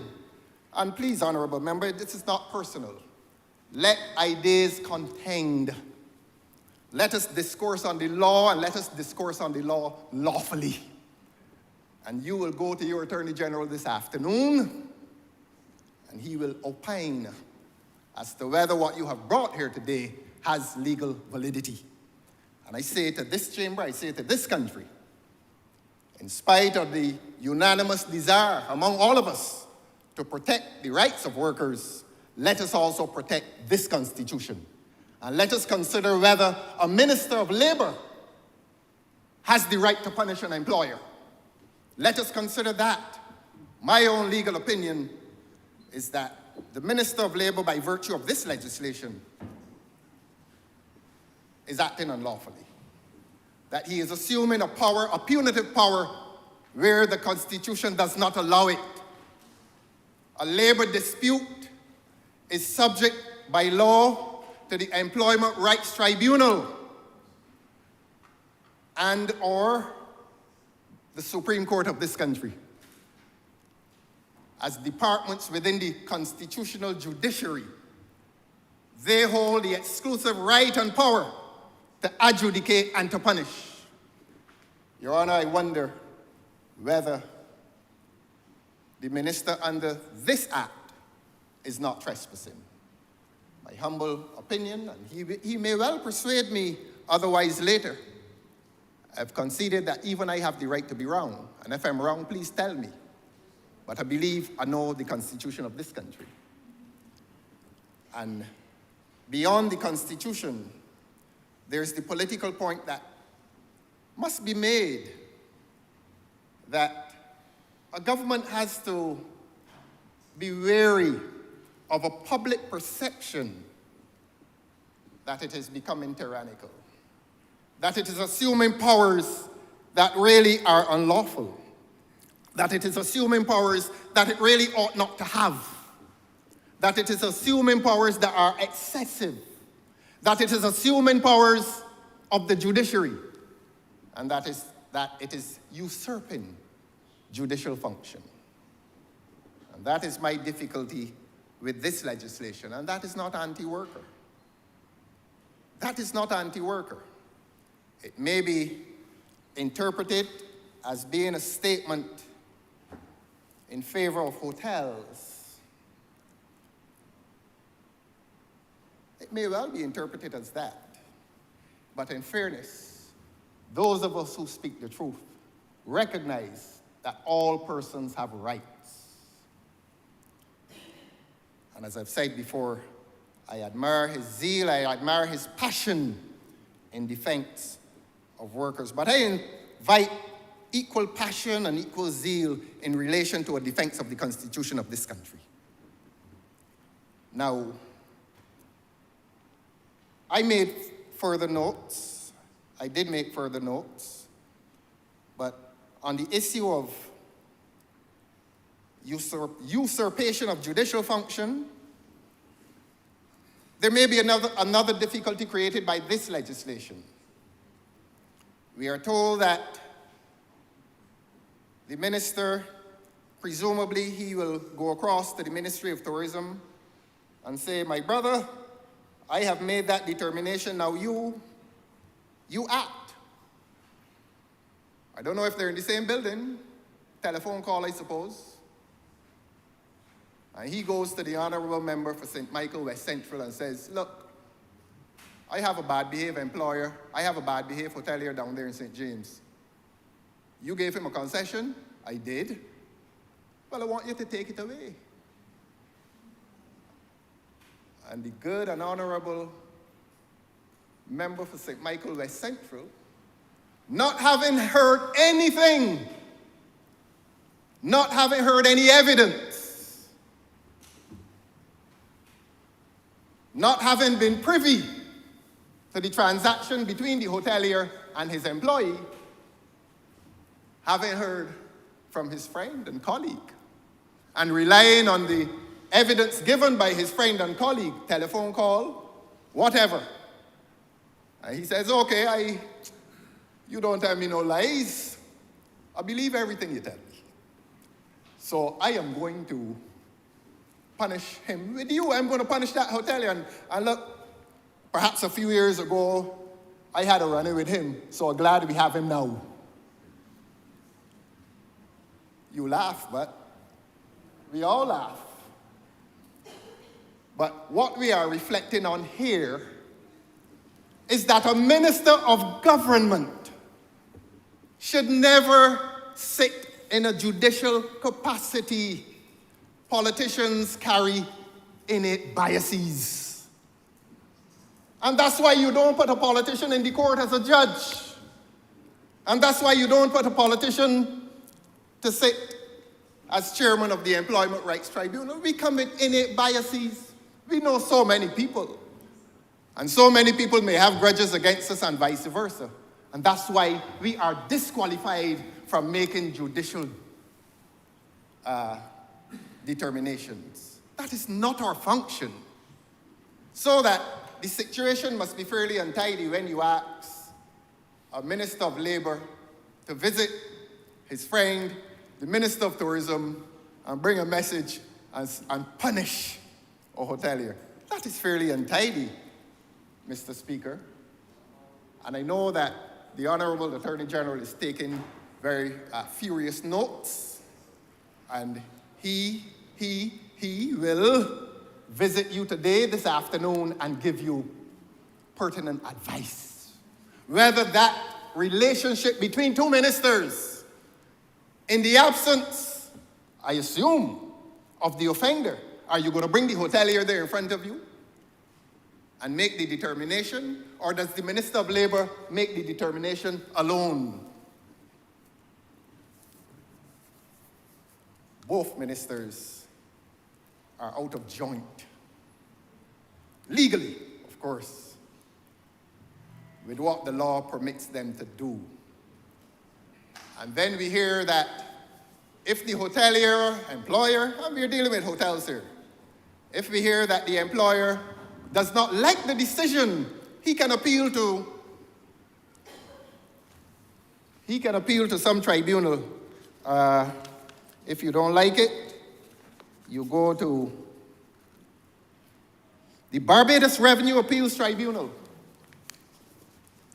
So the hotelier goes to that tribunal and begs that tribunal to return his deprived concession to him. In every appeal, there's a party called an appellant, that is the person who appeals, and there's a person called a respondent, the person against whom you appeal. We expect that the appellant will be the hotelier. But against whom is he appealing? Who is the respondent, Minister? Is it the Minister of Labor? Is it the Minister of Tourism, with whom the Minister of Labor would have acted in concert? Who is the respondent? You see, law includes order and systems and rules. So you can't be jumping all over the place unless you know who is your respondent. Now, if at that Revenue Appeals Tribunal, a minister, and I may be wrong, I have a right to be wrong, but I don't lose the right to speak and to ask questions. And these are questions to you today, Minister. Who is the respondent? Against whom is the aggrieved hotelier appealing? I ask again, is he appealing against the principal actor, being the Minister of Tourism, who deprived of the concession? Or is he appealing against the Minister of Labor, who made the decision? Or indeed, is it a joint decision to take away? We don't know. The legislation does not tell us. And the reason the legislation does not and cannot and will not tell us is because it is probably not a lawful transaction. It is probably not a lawful action that may be taken. And so I invite my friend, the Honourable Member for St. Peter, in concert, perhaps with a very receptive Minister of Tourism. All honourable men, and so are we, all honourable men. And being so honourable, they, in reply, will tell this chamber, they, in reply, will tell this country how they resolve these various issues. And in the event, the unlikely event that they agree with me publicly, I cannot speak to their private thoughts, but I don't expect that they will agree with me publicly. But if they dare to agree with me publicly, how do we resolve this? I go back to the statement made by the Honourable Minister for St. Peter, the Minister of Labour. The Honourable Member for St. Michael West Central and I continued on in the hope that we would not have had to go in this direction, that we would not have had to punish people in this country, that we would not have had to assume powers that the law says that we must not have as ministers. You don't have it. Why are you exercising it? Why do you purport to pass law that gives to you powers that the Constitution says that you cannot have? I am not anti-worker. I don't speak against workers today or any time. I speak in defense of the Constitution of this country. I speak against ministerial tyranny. That is what I speak against. I speak against ministers overstepping their responsibilities in law. That is what I speak against. That is what the voice must shout in relation to. That any right that is trampled, whether it is a corporate right or a civilian right, it must be defended. we as parliamentarians must be always careful against imposing on the rights of citizens, corporate or human. Let us continue to respect this Constitution. Let us embark on a legislative journey that always accords with the doctrine of the supremacy of the Constitution. Section 1 of the Constitution says it. It's one of the most important sections in that Constitution apart from the fundamental rights section. It says it is supreme. And we are subject to constitutional rule. And anytime we bring a law here, and it offends against that supreme law called the Constitution, and if it offends against Section 16 of the Constitution, it cannot pass. And if we pass it, we offend the Constitution. But then, sometimes some of us believe that political power and ministerial power is all that matters in this country. In other words, that we can do what we wish. We are politicians, we are ministers, we are powerful men. And every Thursday we sit and look at each other and smile and remind each other as to how powerful we are. And that two of us can get together and determine in the privacy of a plush office that a hotelier must surrender that which we gave to him some time ago in the nature of a concession. Something that a man looks forward to which a man looks forward to be more elegant. A concession. Property around which he would have structured his business financially. He is expecting to get that concession. He is expecting to get that concession on a specific date, and therefore he meets with, how ironic, his accountant. He meets with his accountant, and he tells his accountant, well, let us go forward in business. Let us invest, knowing that the government will give us X and Y as concession. That is property. And two ministers, one morning, say, no, you're not going to get it.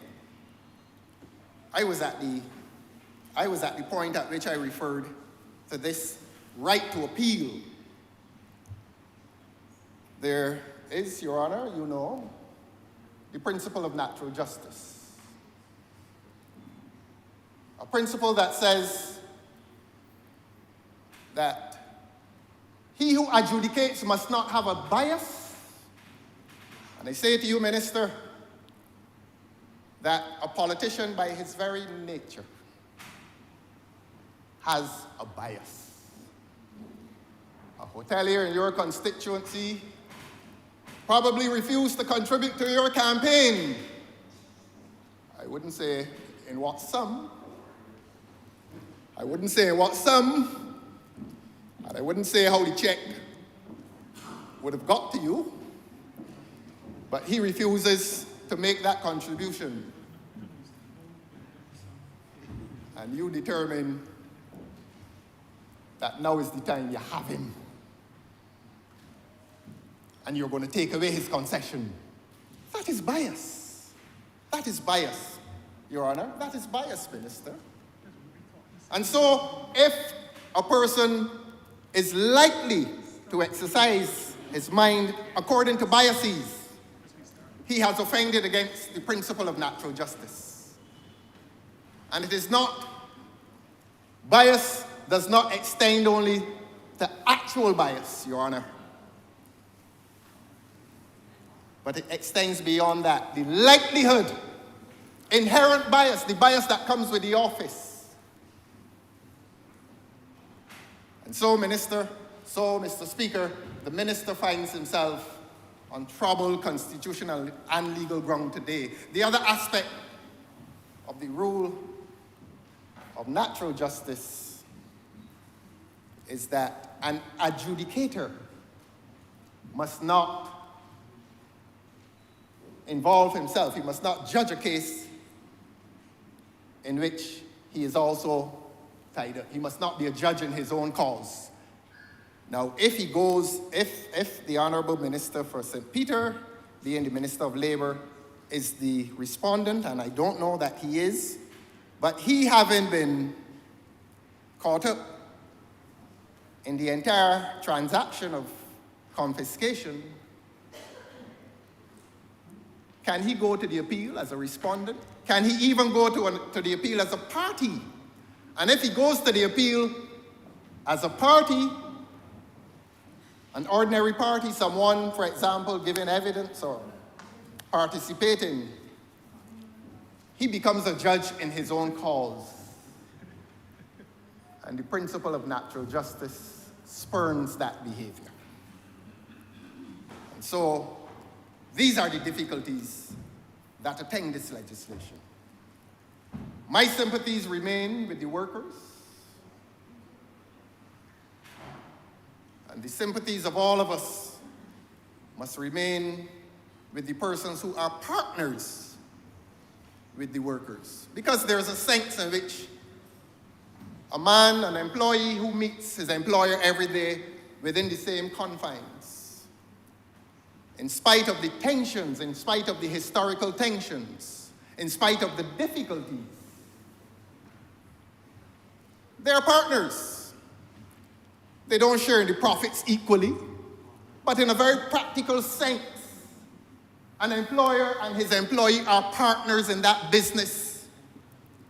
Of course, one has the motive to make profit, and one has the desire to make a salary and to make a good salary. But within that arrangement of historical tension, within that arrangement of difference of purpose, they meet at the same place every day. And that is common purpose, to ensure that the business is run. And so, in that sense, Your Honor, a voice that urges for the defense of workers is a voice that must, by definition, also be urging the survival of the business. Because the Honourable Member for St. Peter will say to you and admit to you that his role and purpose is mediation. His role and purpose is to resolve those historical tensions that exist at the workplace.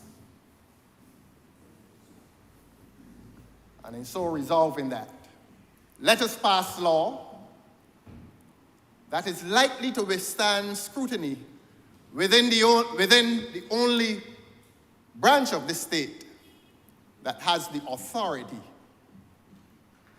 to adjudicate the courts in this country. And in matters of labor law,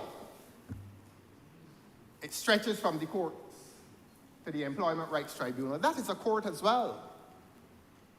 And I challenge the right of a minister to adjudicate on labor disputes, when we have in this country a highly sophisticated system, judicial system, that already provides for the adjudication of labor disputes.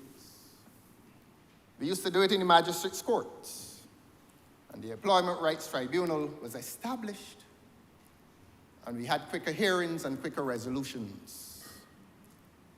But the law has never attempted to exclude the High Court, and labor disputes still go to the High Courts. But labor disputes cannot be adjudicated by a minister with inherent bias. And even if a minister does not have inherent or actual bias, the law deems that he is a creature of bias naturally. So, Minister, I challenge this legislation, not for its noble purpose, not against its noble purpose to defend the rights of workers, but for its possible offense. Let ideas contained even on the basis of law, but for its possible violation against the Constitution of this country, for its possible violation against the principle of natural justice, for its possible violation against the law. I will close by repeating that this legislation creates a very difficult relationship between two ministers. And at the end of the day, one is not sure about the powers that are distributed between those two ministers. And I've said it before, and it is worth repeating. Which minister becomes the principal actor in the decision to remove a tax concession, Your Honor? Which one? Who is the principal actor? Who is the offender? Who is the one that says to a hotelier or a businessman, I gave you a concession, and therefore I now revoke it? Now I expect that the law relating to concessions would have given the right to revoke. So I will not trespass there. Will not trespass there. But the right to revoke, again, is a discretion. It's a power. It's a ministerial power. It's a ministerial, yes, it is a ministerial power. And if it is stated in the statute that deals with concessions, that you can grant a concession, presumably, that act gives to the minister the right to revoke it. And it must be the minister responsible for tourism or maybe finance. Who knows? They're going to join a third minister? Who knows? We don't know. The public does not know. So we are asking these questions on behalf of the public. And I see the Honourable Minister for Finance now smiling. He thought that he was free of the accusations made in this speech. So, one punishes, one makes the decision to punish, the Minister of Labour. He goes to the Honourable Member for West Central, I assume. And do they also go to the Minister who gives and takes away, like the good Lord? Which of them? Which of them? Which of the three? Or is it a joint enterprise? Or do they act separately? If it is a joint enterprise, it becomes cloudy. The responsibilities become cloudy. But I say this, that you can remove or revoke a tax concession only if the statute allows you to revoke that concession. These are questions I've asked. These are questions I'm entitled to ask. These are questions, the answers to which the public is entitled to an answer. Which of the three in this joint enterprise that seeks to lawfully deprive an employer of that to which he has been promised by the state, a tax concession?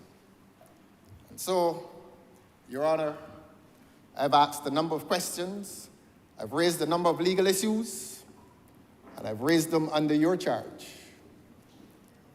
And having so asked, I would expect, and the public would expect, that we would have some answers in the very near future. I'm obliged to you, sir.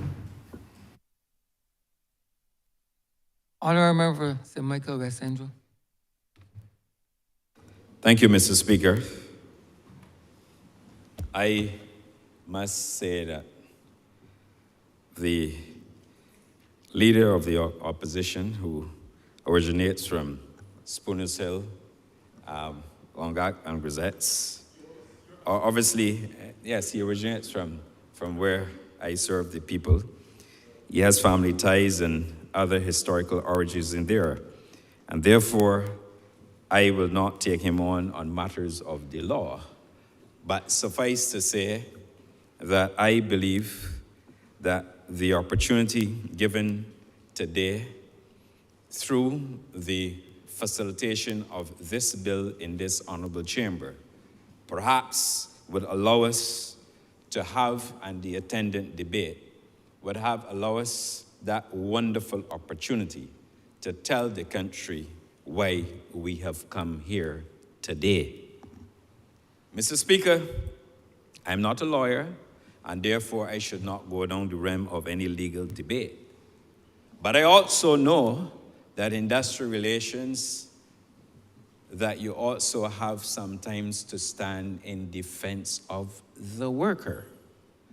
And Mr. Speaker, before I advance that point, let the country be under no misunderstandings whatsoever that whenever a bill is taken to the cabinet, and I'm not a very experienced cabinet member, but for what little I know, the bill has to be certified by the Attorney General of Barbados to be constitutional.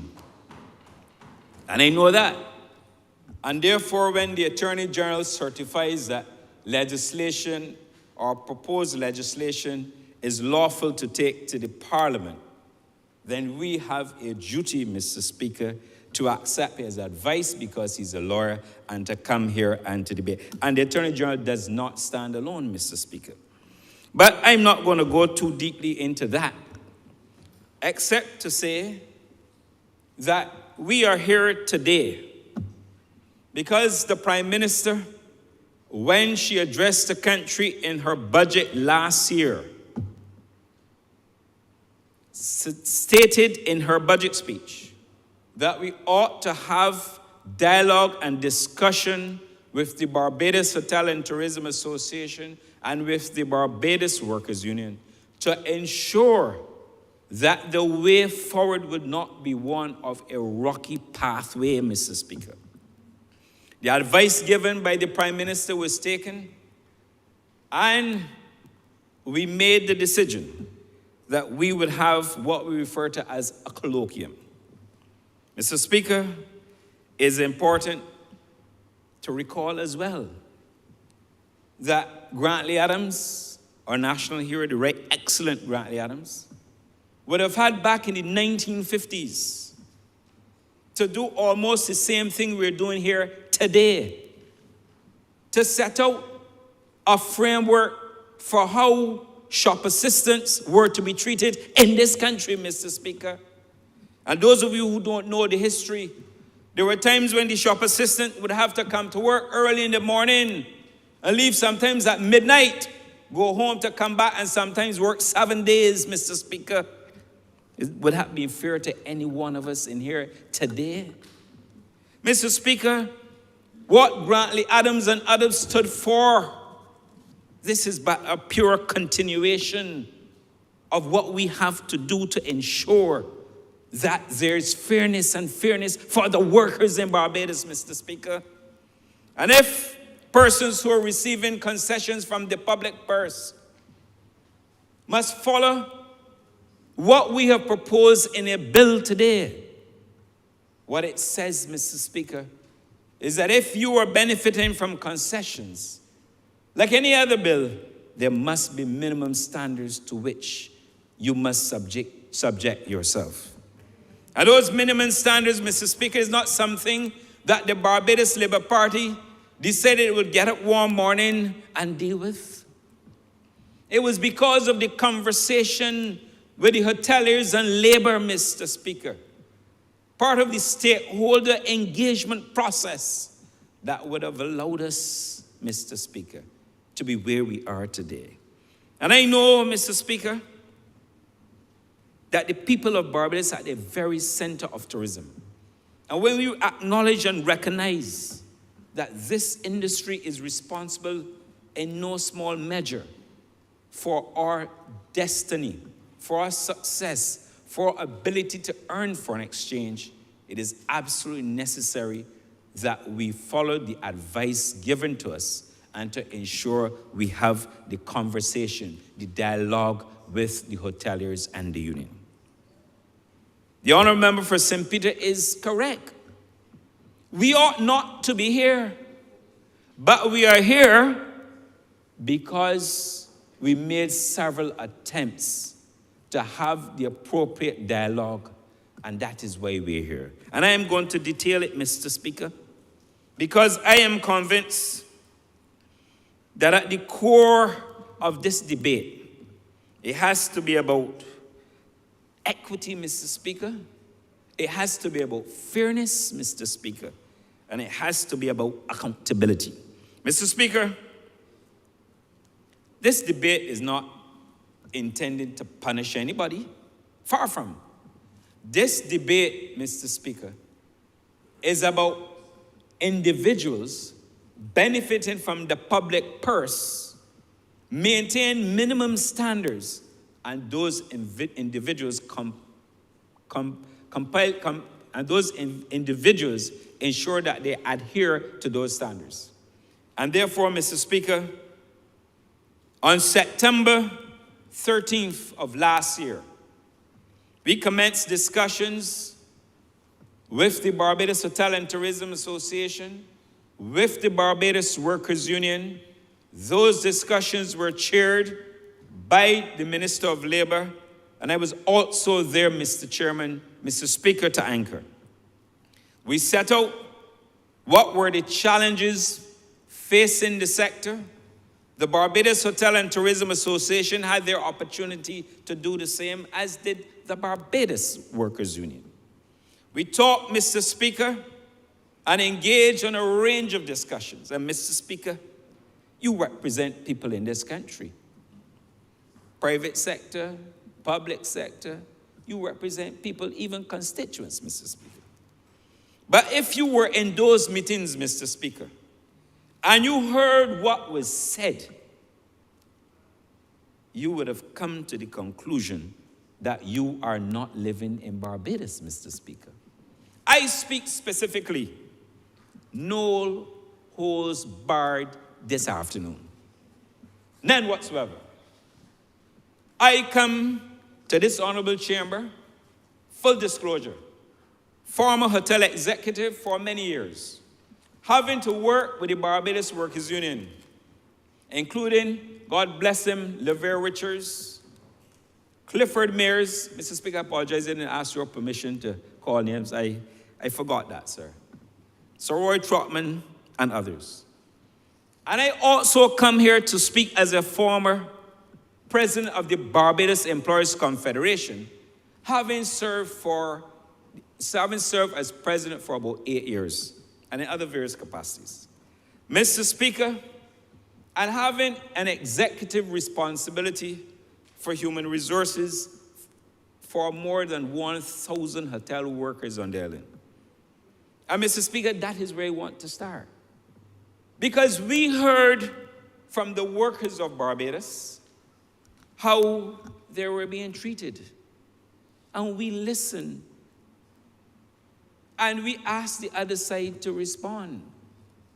And when we heard about workers being given short-term contracts for 3 months, Mr. Speaker, 6 months, and when they got to 9 months for an extension, the Employment Rights Act provision will be invoked and a break for the 42 days will be instituted to ensure that workers did not have the benefit of continuity of employment. I ask all honorable members in this chamber, and I ask all other persons, including management representatives and others outside of this chamber, if they were in that position, would they want to be treated the way that those workers would have been treated? Mr. Speaker, and if your owner of capital is all right because you own the asset, but when you're employed, would you like to be placed in that position? A position, Mr. Speaker, that you can't go and get credit.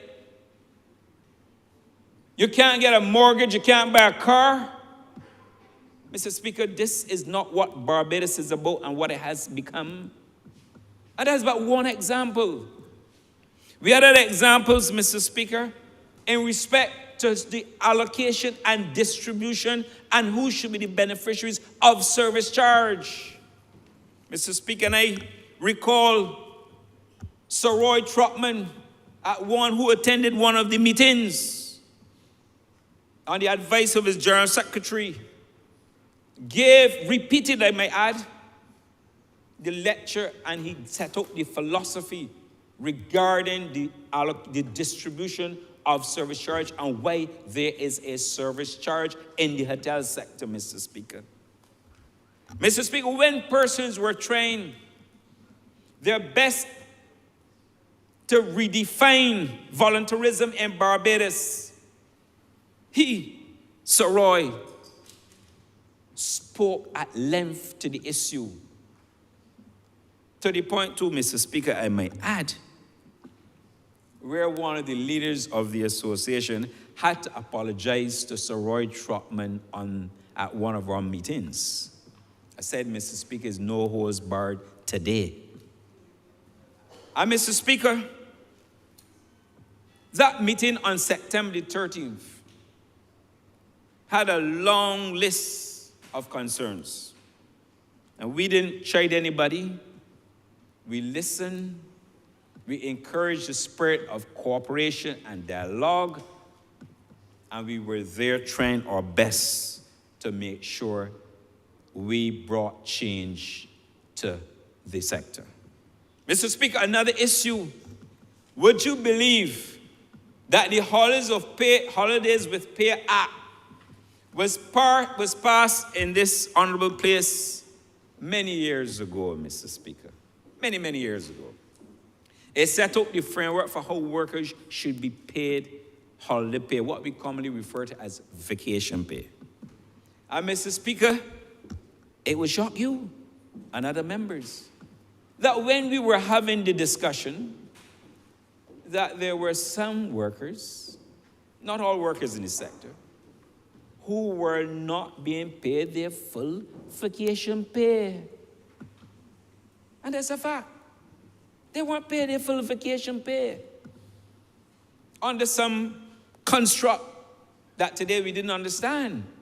But that was one of the issues that surfaced in the debate, in the discussion. The whole issue, Mr. Speaker, of the deduction of union dues, what you call the check-off system, where if a worker decides to join a union and they want their money to be paid over, Mr. Speaker, that could be paid over to the union. Things, Mr. Speaker, that I thought had long passed. That was only but the meeting of September 13th, Mr. Speaker. Mr. Speaker, we met again on October the 2nd. And we met again to discuss solutions and how best we can bridge what was happening in Barbados. We even talk about a national retraining program. We talk about the National Tourism Transformation Program and their role and how they could help us. And we also, Mr. Speaker, talk about our protocol, because if we're going to pursue training, a protocol for the release of staff to attend training sessions. Mr. Speaker, we met again on October the 6th. And you might ask, Mr. Speaker, well, he can't be a very busy Minister of Tourism because he's meeting all the time here in Barbados, trying to flesh out issues, Mr. Speaker, that ought not to have occurred. So we met again on October the 6th. And specific worker concerns were raised. Mr. Speaker, it was but a sad sight to witness that you had to engage and listen to workers talking about how they're treated, the staff quarters, Mr. Speaker, talking about the fact that if you have half an hour for lunch and you don't have a meal provided, that you had to run down the gap, get a meal, sometimes go without a meal, Mr. Speaker. To hear about a meal allowance, Mr. Speaker. To talk about the transparency of service charge. And talking about, Mr. Speaker, union membership. Would you believe last year that we were discussing these issues? Mr. Speaker, we met. I had the opportunity, after I heard what I heard in the presence of the Minister of Labor, we agreed that I would meet with the hoteliers who were breaching certain fundamental procedures. Mr. Speaker, in one day, On October the 10th, I met with 5 hotels, Mr. Speaker. You would imagine how busy they had me, that I had to do part of the job during the day, and at night I had to stay in my office and do the other part of the job. Mr. Speaker, and we had to discuss. I fortunately had the weight of my human resources experience, and I spoke to them. One particular hotel, I'm not going to call the name, Mr. Speaker, who had a fundamental and a major issue, may I add, with how workers were being contracted in Barbados. I spoke to them, I gave them the advice. And I didn't do it alone, Mr. Speaker, because I had the permanent secretary and the other advisors in the office with me. We talked them through, and in fairness to that one employer, we saw through discussion measurable progress. They had workers who were there for a number of years on a temporary contract, and the company agreed, subject to review by the union of the dates of employment, to recognize and honor those workers and move them from the state of flux, Mr. Speaker, to permanent employment, Mr. Speaker. Mr. Speaker, we also had meetings with the ground handlers in Barbados too, at the airport, because we recognized what was happening at the airport. And all of this, Mr. Speaker, was done to maintain industrial peace and stability. We met with the ground handlers on October the 11th. We had further meetings on October the 13th with the Department of Air Navigation Services and the Civil Aviation Authority, because it was not only related to the hotel sector. We met again on October 30th with the hoteliers, another group, a hotel group, sorry. November the 19th, sir. And you may ask why I'm detailing this, Mr. Speaker, because we have to be told how we got here. November the 17th, we met at the Lord Erskine Sandford Conference Center. And we had agreement, Mr. Speaker. And I didn't look to my note.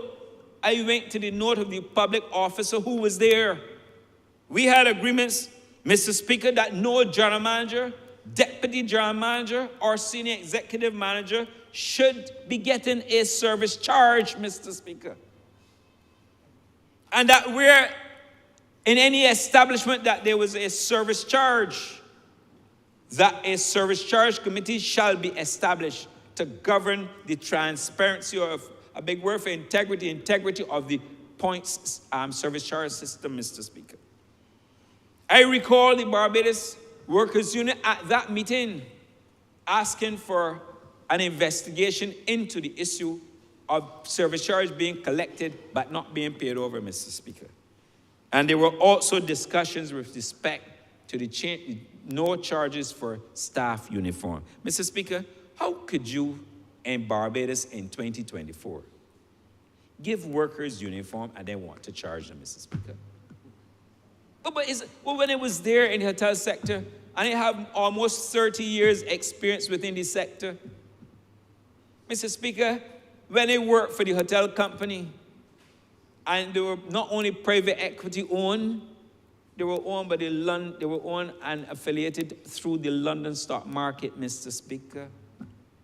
And not only that you had to treat workers fairly, you also had to ensure that you don't engage in modern day slavery too, because some people feel that that's a new concept from the other side and can't understand it. But when you take a company public overseas, the whole set of things you have to agree to, including that you must not practice modern day slavery.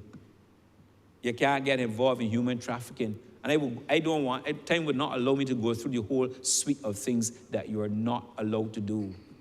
Yeah, Mr. Speaker, uniforms. And you also had the issue of staff quarters. We graciously put forward, and the union agreed, that improvements to staff quarters will be done on a phased basis to continue. Now, you may add, Mr. Speaker, some people will argue that not all hotels. And that probably is true.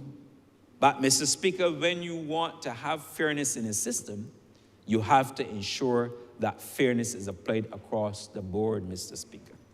We can't have one tax rate for the worker, working at the NCC and another tax rate for the worker working at MTW. Can't work, Mr. Speaker. You have to have fairness. Mr. Speaker, we met again on November the 24th last year. And again, we thought we had agreement on those various heads. But we were recognizing, sir, that we were getting a lot of pushback, Mr. Speaker. And even though I recognize there was a lot of pushback, not from all hoteliers present, I give credit where credit belongs. But we were getting pushback. And when we thought that these issues would have been resolved, you start to hear the usual course. We have to go back to our membership. We have to sit down and discuss these matters when we had general agreement on November the 17th, Mr. Speaker. Mr. Speaker, there was an issue in respect of hoteliers who were not part of the collective bargaining process. Hotel companies that are out of the collective bargaining process. Mr. Speaker, I led HR for a hotel chain in Barbados, and I opted out of the collective agreement. But I wrote the General Secretary at the time a letter confirming that we will abide and maintain and follow the standards contained therein, and we did so, Mr. Speaker. But I had to remind the hoteliers that when the Employment Rights Act bill at the time was enacted and it became law, it set out very clearly that all terms and conditions of employment had to be accepted as part of the new contractual arrangements and what they refer to as statement of particulars. And that was done, Mr. Speaker. So you can't have somebody who was not part of the collective agreement post the Employment Rights Bill, but don't want to come and say that I can't be a part of it. Because terms of conditions, as you well know, Mr. Speaker, you're a lawyer, I'm not. It will go to the root and the heart of the contract of employment. And I'm not a lawyer, Mr. Speaker. And I told them, but if you don't honor the terms and conditions, then you will have what we call, no, not we, because I'm a lawyer, sir, what is referred to as constructive dismissal. That point was accepted, and we move on. And at all times, Mr. Speaker, and I have to give the honorable member for St. Peter credit, he was there at every meeting except when we had the individual meetings with individual hotel entities. He spent, like me, considerable time dealing with these issues, Mr. Speaker. Mr. Speaker, we met on December the 4th. We went through the agreement, Mr. Speaker. We agreed that we will have a protocol, a framework, Mr. Speaker. We thought we had agreement. Yes, it is true that the document was sent very late the night before, but these were all matters that we had agreed. And Mr. Speaker, I walked with a file because when you look at what the draft tourism protocol would refer to, Mr. Speaker, you would think that we were trying to tell everybody that this is going to be a new set of labor arrangements that they will have to follow. And Mr. Speaker, principally, almost everything contained in the draft protocol would have formed the basis for the collective bargaining agreement, which is currently in place with the Barbados Hotel and Tourism Association and the Barbados Workers Union. But that is the standard. The standard of fairness, Mr. Speaker. Their companies and their global companies will tell you that they are committed to the guarantee of fair treatment, Mr. Speaker. And Mr. Speaker, we owe it to the workers to ensure that they're highly motivated, that they can go to work and perform well. What sense does it make that I, as Minister of Tourism, traveling during the cold and during the heat, sometimes not having the good fortune of meeting with my constituents as I would like, trying to get business to Barbados, trying to get airlift to Barbados, and then on the one hand, you have a situation whereby the workers obviously feel mistreated. And when you feel mistreated, you cannot give of your best. You can try hard, but you can't give of your best. And we want growth in this country, in tourism. And if we want to have growth, it is complementary to ensure that the workers of Barbados are treated in a manner that can only be stated as being acceptable, Mr. Speaker. We can't go down this road to say to a person working in the hotel industry that you are entitled as a right to service charge is not harmful, Mr. Speaker, to any employer in Barbados. To say to them that they're entitled to a meal if you're providing a meal is not harmful, Mr. Speaker. To say that you should be treated not as chattel, Mr. Speaker, but you must be treated as a human being. And that if you are engaged working in a hotel company for a number of years, you should not be on a temporary contract for God knows how long. And Mr. Speaker, and one of the things that we did, one of the things that occurred at the time through the passage of the Employment Rights Act was a provision made to break a contract within 6 weeks, Mr. Speaker. I am now convinced that we're going to have to relook that. I'm not the Minister of Labour, but I have constituents in St. Michael West Central who work in hotels too. And the time may have to come where we have to look at that. Because I do not believe that you should be doing those things. If you have in a hotel sector, you have a category of permanent workers. If for whatever reason a worker is unable to come to work because he or she is sick, you will sit down and have the dialogue and you have a temporary work arrangement. If you recognize and the employment rights gives an employer a right to be off sick for, I believe it's 12 months, then you can fill that gap with a temporary employee and have the discussion. But you know, Mr. Speaker, what was missing? It is that one person believe that they can change the voluntaristic system in this country. Well, it can't work because the voluntaristic system that we've practiced have been practiced going back to the 1950s and probably beyond, Mr. Speaker. Right? It can't work, right? And if I said, in my opening remarks, that I serve as a former president of the Barbados Employers Confederation. And when the Employment Rights Bill was being discussed, there was dialogue and there was consultation.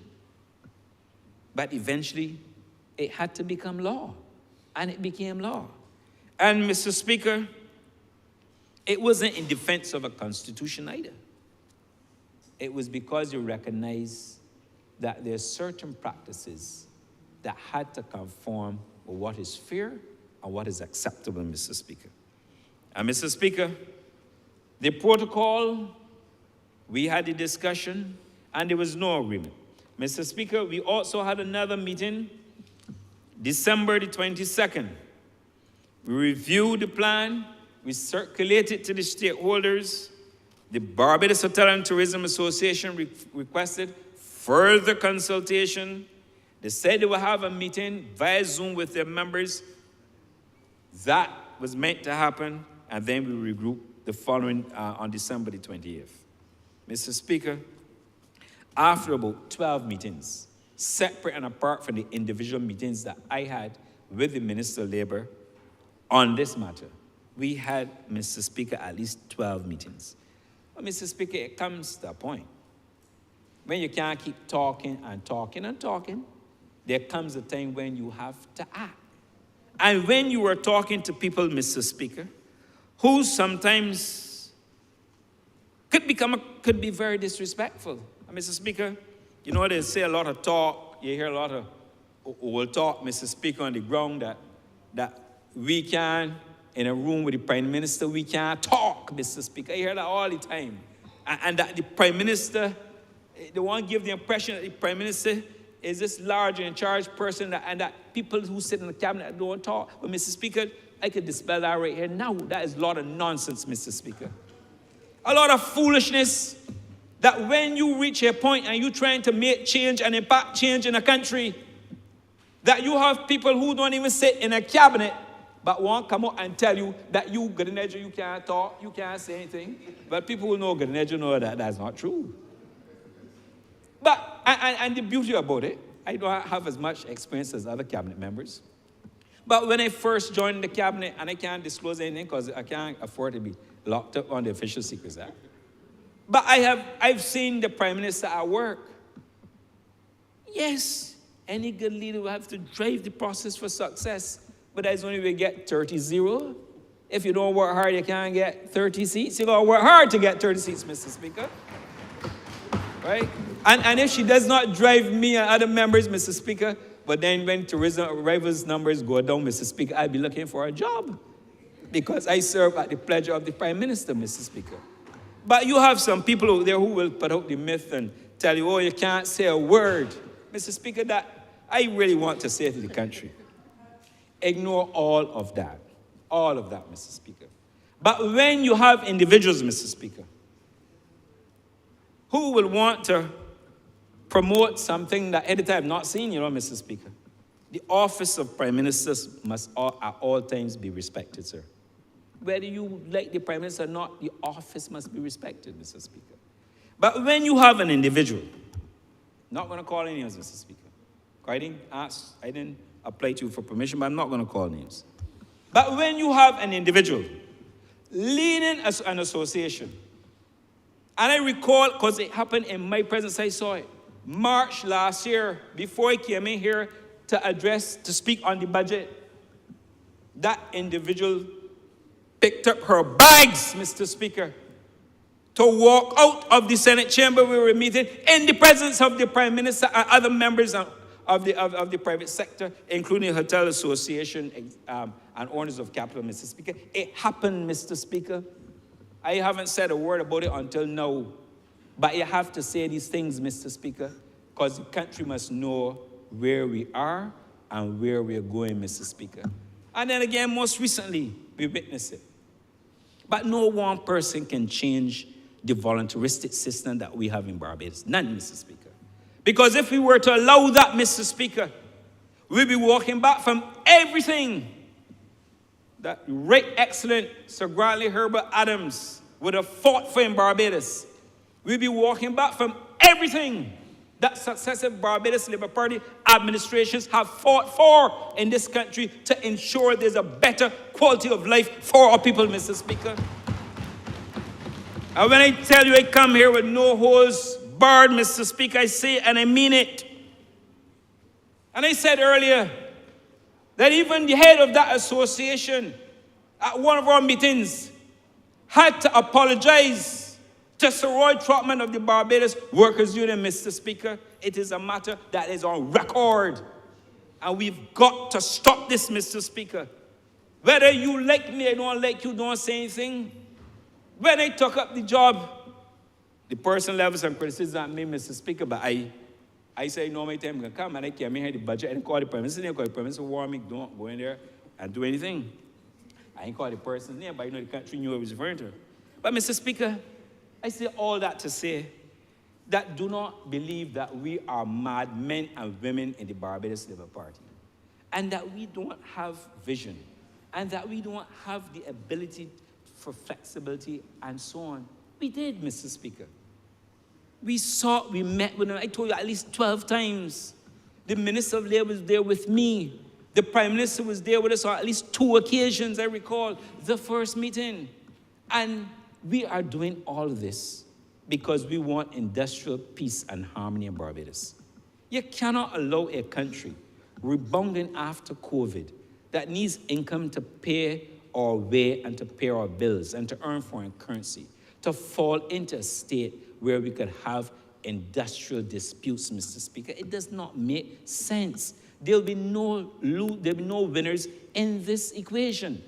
And we made that point time and time again. Others got it. But some others believe that they are like lords above and that they're in charge. Mr. Speaker, I want to say, it is not for a lack of effort and trying, Mr. Speaker. And like I said to you, the tourism framework that we set out contain minimum standards, Mr. Speaker, and some of the same standards that you already have in a collective agreement. And what is it? And why is it that you should have one standard applied only to unionized properties and another standard applied to other properties. It's a basic standard. And you heard the honorable member for St. Peter made the point. There's a minimum standard, and he outlined the process by which you will follow. So it's not that I am going to decide that somebody didn't give me a campaign contribution and that I will go after it, Mr. Speaker. But I don't even like taking from them, so it wouldn't bother me at all. Right? It wouldn't bother me at all, Mr. Speaker. But the issue here, Mr. Speaker, has to be that this Barbados Labour Party, through the Minister of Labour, the Honourable Member for St. Peter, and this Minister, Honourable Member for St. Michael West Central, that we gave it our best shot trying to bring it to conclusion. We even told, when we thought we had an agreement, communicated to the Prime Minister that we believe we have an agreement. But when you walk back on agreements, Mr. Speaker, this is where you then have to say the bridge has now become divided. And that is what happened, Mr. Speaker. But if I have, Mr. Speaker, to stand in defense of what is good, I am prepared to do that, Mr. Speaker. You have to stand up for what you believe in, and you have to stand for a good cause, Mr. Speaker, and for good reason. And I say to you, and let the word go out, this is not about legislation to punish anybody. You have a right to choose. You maintain the minimum standard, or you don't apply. It is simple as that, Mr. Speaker. And this is not about an opportunity for individuals to believe that we are back in some dark days. That is not what we're about, Mr. Speaker.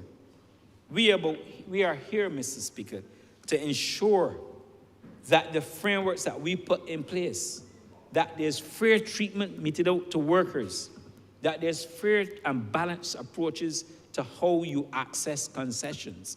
It is about if you are doing good, Mr. Speaker. And I say to those who are currently engaged in good practices, you have absolutely nothing to fear. Absolutely nothing to fear, Mr. Speaker.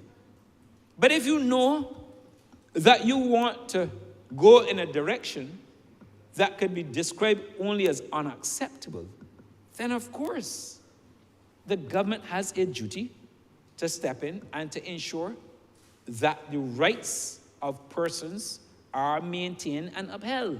And that is what we're doing. So, Mr. Speaker, you can't be thinking about a tourism industry and not thinking about the way forward. Not talking about retraining and ongoing training, Mr. Speaker. You can't have, like I said, delegations leaving Barbados trying to get additional business to this country, and that we are on the precipice of despair and the potential exists where you could have dislocation. And Mr. Speaker, what is there to be feared in the legislation? There's nothing to be feared in legislation. Absolutely nothing.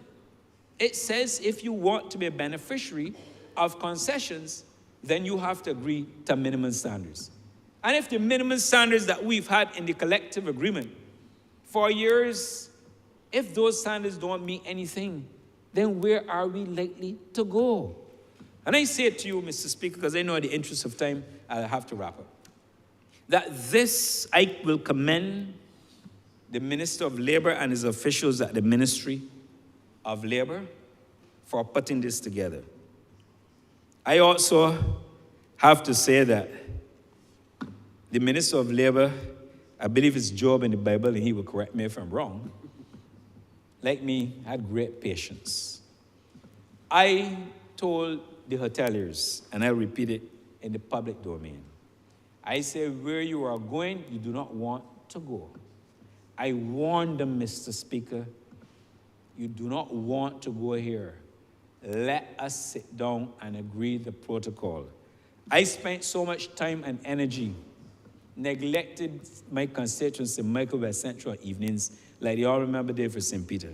Stayed in rooms for hours upon hours, Mr. Speaker. Could you imagine, Mr. Speaker, when I should be in my constituency in December, that I hear a meeting, as I told you, I meeting in December, Mr. Speaker. 2 days before Christmas, I all remember, for St. Peter reminds me. And then, you know, as soon as you get over Christmas and Boxing Day, you're going to another meeting, Mr. Speaker. Your honourable member has 2 more minutes. So, Mr. Speaker, I say all that to say that we are where we are today, not because we didn't have dialogue. We are here today because of an action on the part of some who felt that they should not be a party to what is right. I stay here as a representative for the people of St. Michael West Central. And the people of St. Michael West Central sent me here to ensure that their interest is protected. And I want to say to the people of St. Michael West Central, and I want to say to all the hotel workers, that I will never forget whence I came, and I will always remain true to my heritage. And I commend this bill, Mr. Speaker, to this honourable chamber. Thank you. Honourable member St. George North. Thank you, Mr. Speaker. Mr. Speaker, we convene today to deliberate a bill to engage in a debate, one which I firmly believe is one of the most important debates for workers in this country in a post-independence Barbados.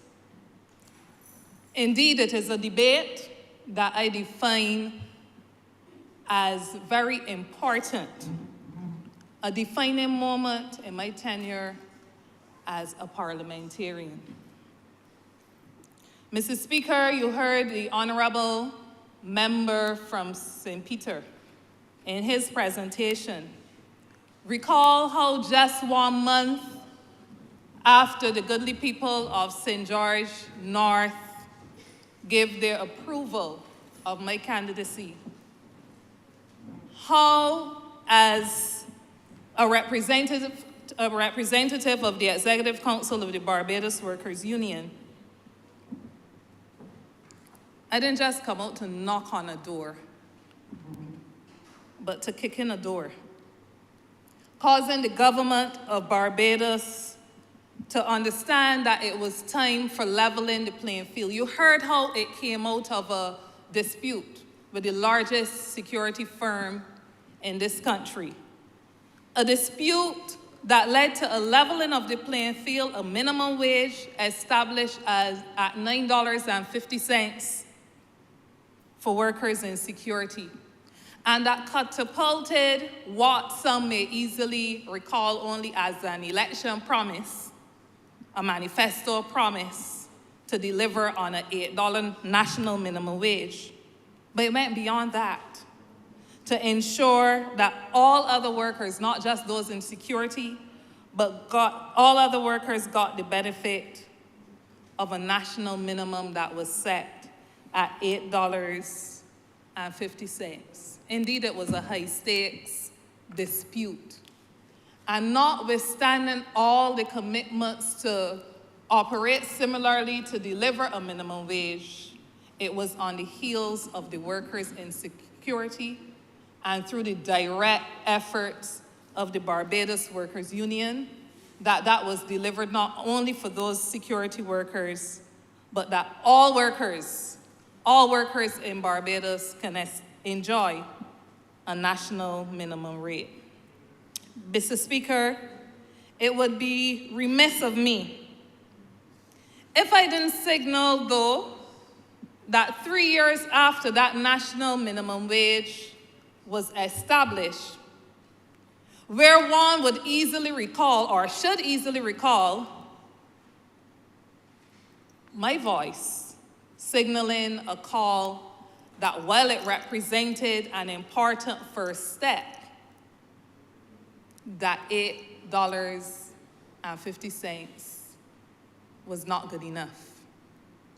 And it saddens me, Mr. Speaker, that 3 years on, April 1st will be 3 years that the Minimum Wage Board has not met once to correct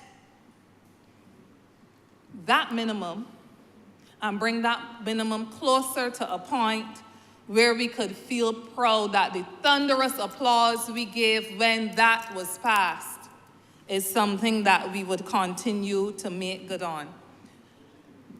The minimum wage has to be fixed. It was not good enough at $8.50 back in 2021, but it was recognized as a start.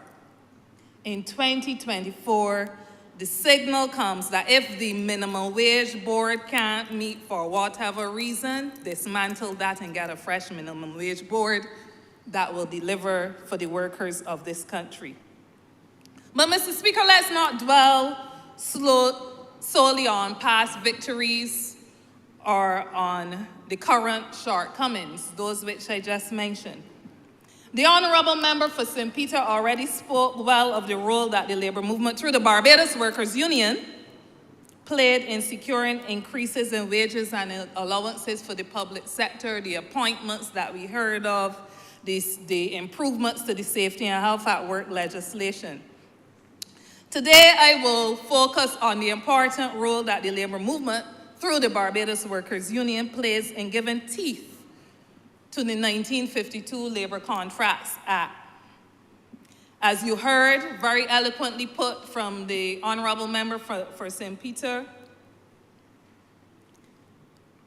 that arose out of a dispute with a construction giant in this country who worked with the union through the BEC to ensure that minimal wages could be set in this country for construction that not only guaranteed workers the opportunity to receive comparable wages when a company is engaging in public contract, but that provided an opportunity to prevent employers who were doing good by their workers not to be undercut through underbidding that could happen only because a competitor pays significantly less. And I say, and you may have heard me stress on when engaging in public contracts, because the sad reality is that the labor clauses, public contracts legislation only sets that minimum standard if a company, a private company, wants to benefit from a government contract. The sad reality is, therefore, that you can be engaged in a government contract today and you have to honor these standards. But tomorrow, because you are engaged in your private capacity, you don't have to honor the standards. So that in terms of making parallels between labor clauses or labor contracts and a minimum wage is standard every day across the board. Labor contracts only says if you want to benefit from the public purse, you pay minimum. In the same way that we will come to the labor concessions shortly. If you want to benefit from a concession, do right. That's the caveat. It shouldn't be seen as no punishment. It shouldn't be seen as anything being removed from you if you intend to do right by people. The principle is as simple as it is non-negotiable, and that has been the view that the Barbados Workers Union has been putting out there. Companies should neither gain advantage over competition in any sector by offering or doing significantly less by workers and refusing to assure workers minimum standards of decency. That's what collective agreements are about too. Not setting a ceiling on standards, but setting a floor below which no one should be allowed to fall except in breach or in contravention of what the agreement was. Mr. Speaker, sir, I said the time is right. Perhaps right is not the word, but overdue for another order, though, to address the conditions in the construction sector that go beyond wages. Those conditions such as safety and health that will see some employers in construction not providing PPE, making workers pay for PPE to come on the job. All of these are things that we signaled back then last year when we dealt with the wages component that we were going to come back to, and we have to hasten our steps in that regard. So, Mr. Speaker, before I move on, I want to assure this honorable House that I have not come here either to mix words, because it is clear to me that the battle lines have been drawn, not just for decent work and fair labor practices, but for the soul of the labor laws and the impact that they will have and they should have on working people in this country. I did not put my integrity on the line in 2020 to join this party, to come in here not to be able to influence change. And I only make reference to my integrity because I remember just days after becoming the first female General Secretary of the Barbados Workers Union in 2014, doing an interview and saying, no, it's not my belief that at this stage we have to concern ourselves as a union with aligning to any political party. I said that because I think that in our mature system of industrial relations, we have moved past the need to hold on to the skirts, the hems of the political influencers, because we had seen progress across negotiations in the public sector and in the private sector. And I could look back and perhaps consider it as a naive thought of mine that it would not be necessary. But up came COVID. Up came COVID, and across Barbados and the rest of the world, the experience of workers was that the rights, the hard-fought-for rights and benefits that they had over the years were being repealed. The experience of workers was that this is a force majeure situation, COVID that is, on employers. So it's okay for us to put our hands in your salaries and wages and extract for them. And because now you, the workers, you need us, because if you can put bread on the table and so on, it's like you accept this unilateral movement on our part, or go your way, we will find somebody else that wants to do the job. During COVID as well, we saw that many of the frontline people who had to keep countries together were not only the legislators and so on. The frontline people, the people who had to go there physically were who? The gas station attendants, the supermarket workers, the workers in sanitation, the workers in water resources, the workers in our ports, the salt of the earth, therefore, that had to compromise their own house. And when I say the workers in the port, special shout out to those workers who had to be working in confined spaces to ensure that in a trying circumstance, we still had food on our table, we still could access the products that will keep all of our heads above water. Mr. Speaker, today, I am profoundly aware of the gravity of this moment. This debate is one which transcends boundaries of mere policy. It is testament, I believe, to our collective resolve to champion the rights and dignity of the working class in Barbados. A colleague of mine recently shared a quote that has deeply resonated with me, especially now. You have to take the opportunity of a lifetime within the lifetime of that opportunity. You have to take the opportunity of a lifetime in the lifetime of that opportunity. I don't make any bones about the fact that I seize any and every opportunity to deliver on behalf of working people in Barbados and their families. We are here not just as lawmakers, but as custodians of justice and equity. And I'm conscious, Mr. Speaker, that we do so not only under the hopeful gaze of our constituents, but today we do so under the hopeful gaze of those who represent workers in a sector of this economy that will benefit most significantly from the passage of this legislation.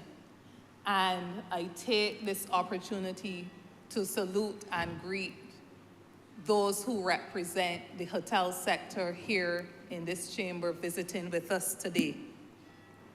The bill we are debating is not just a legislative proposal. It is the embodiment of our commitment to workers in Barbados. With the passage of this bill, all of us are setting a national example as legislators to our commitment to decent work, fair labor practices, specifically in managing those relationships with the private sector, where public spending, or put another way, taxpayers' monies are involved.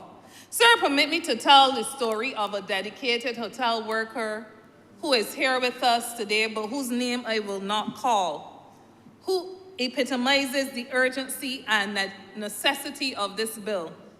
She bravely shared her harrowing experience across social media. And I believe that many of us in here and those listening would have heard it. She was not speaking for herself when she told the story of not being able to access credit, even to buy a table to put a TV on. She was not speaking for herself when she expressed that even alongside her husband, who is a security guard, that their combined wages could not deliver hope to them in the form of a home. Her testimony of being denied financial dignity, her testimony of being unable to do for her family or guarantee for her family the comforts that many of us take for granted, let alone to access things like mortgage and contribute to education fund and so on.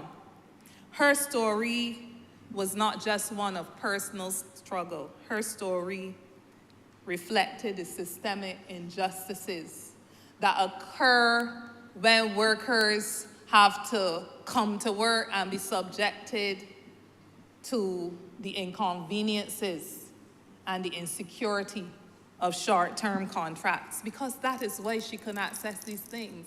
Because if you don't have a contract that offers guarantee to those who are lending on paper, you are denied opportunity.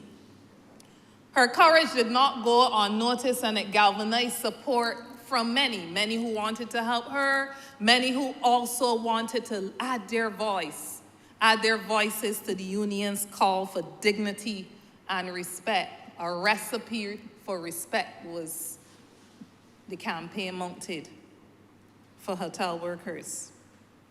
Mr. Speaker, I believe that, like most of us, I am the product of the plantation.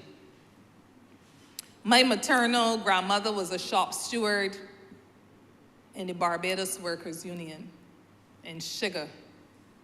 One of the 3 strong women that they told me would be, with the right excellent Sir Frank Walcott, wherever there was a meeting in sugar.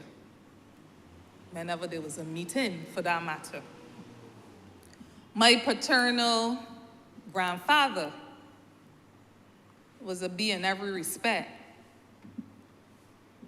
But on this occasion, I'm speaking about the B, meaning a BW member, solid BW member as well.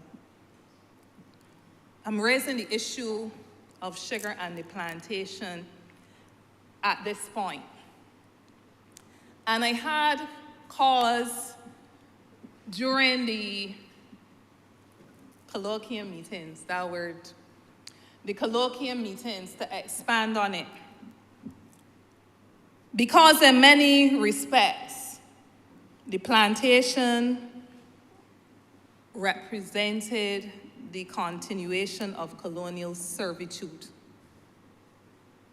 And that is notwithstanding the experience of 1937. Mr. Speaker, the specter of sugar looms large in our history, emblematic of an era where the sweat and blood of our ancestors fuel the engines of colonial prosperity. Sugar was once king. And I had cause to question myself, how come if sugar was king, my maternal grandmother and my paternal grandfather died poor?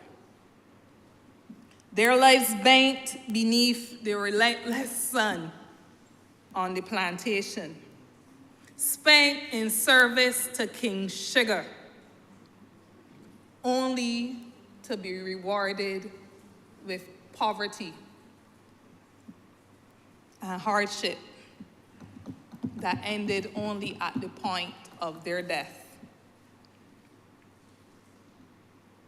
Fast forward, Mr. Speaker, to the 1980s, when economic dominance was passed from King Sugar to Queen Tourism. The struggle remained fundamentally. It remained unchanged. For over 6 decades, the Barbados Workers Union has tirelessly negotiated with the BHTA by whatever name, at one point Barbados Hotels and Catering and so on. The Barbados Workers Union, in negotiating with them, were driven by a singular mission. A mission to make sure that theirs would not be the lot of those who spent their lives serving King Sugar and who had to die poor.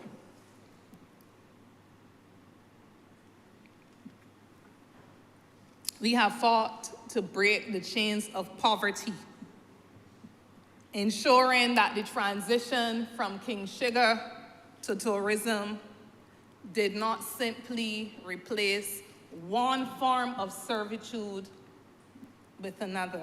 And I heard one of my parliamentary colleagues earlier speak to it in terms that many would think would only come from the crass labor movement. It's a form of modern-day slavery.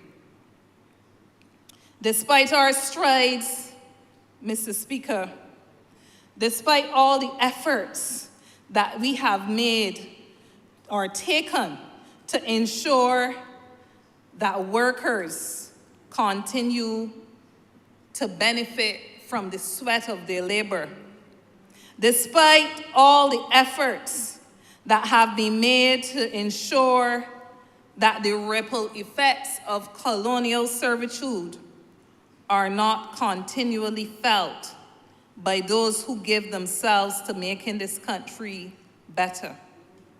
Despite all of that, we would hear the criticism of those, Mr. Speaker,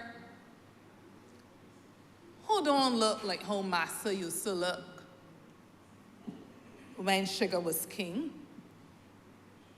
but who look like most of us in here, who went to school at the same places as most of us in here, who even sat in Sunday school with most of us in here. But theirs, Mr. Speaker, is one that perpetuates the exploitation that we identified as coming with a master who did not look like us. So if we get into the essence of this debate, it becomes critical to articulate the multifaceted challenges that our workers, especially those in the hotel sector, face on a daily basis. These are not isolated incidents, but systemic issues. And although I had resistance to the word colloquium because of what my understanding of it suggested, and I prefer just straight talk. Mr. Speaker, those sessions, I am happy that in the end, they were able to demonstrate that the workers' claims were not claims that were being made that could not be justified. When I talk about the challenges, Mr. Speaker, the challenges of service charge. From 1976, in December, by collective agreement, the categories of workers that should be covered by service charge were well established, not to include managers. But we had to be treating to issues and complaints by workers, either that they were not receiving service charge or they were receiving less service charge than they should receive because managers were also benefiting from the service charge. Then another vexing issue was the issue of meal allowances. But before I go on to that, I hasten to point out that it was the very hotels that introduced the concept of service charge, you know. This was when the late Frank Walcott wanted an over 40% increase in wages. And it was their solution to make sure that guests coming to hotels would pay a service charge, and that 98% of that service charge would go towards distribution among workers, so that in fact, when you see, if you look at any of the collective agreements now, and you look at the appendix that speaks to wages, you may very well wonder, how comes negotiations going on for all these years, but these wages still look very paltry, whammy-palmy. But it was never intended to be like that, because as a compromise for all the heavy increases in wages that the employers would have to carry for a cost, they charged guests coming to their establishments the 10% at the time. It has been modified upward now in many instances. The 10% at that time, when it was first introduced in the 1960s, and 98% of that, whatever was collected, was distributed among workers in a manner that the wages and the service charge offered no difference. So that in many respects, the total compensation of workers was at least 1.7 times. And in some cases at the luxury class hotels, sometimes twice as much as what the basic wage was. So workers had to be making a claim of no service charge, which has implications on total compensation. Then we had the issue of the meals. Now, I'm fortunate that mine is an organization that keeps good record.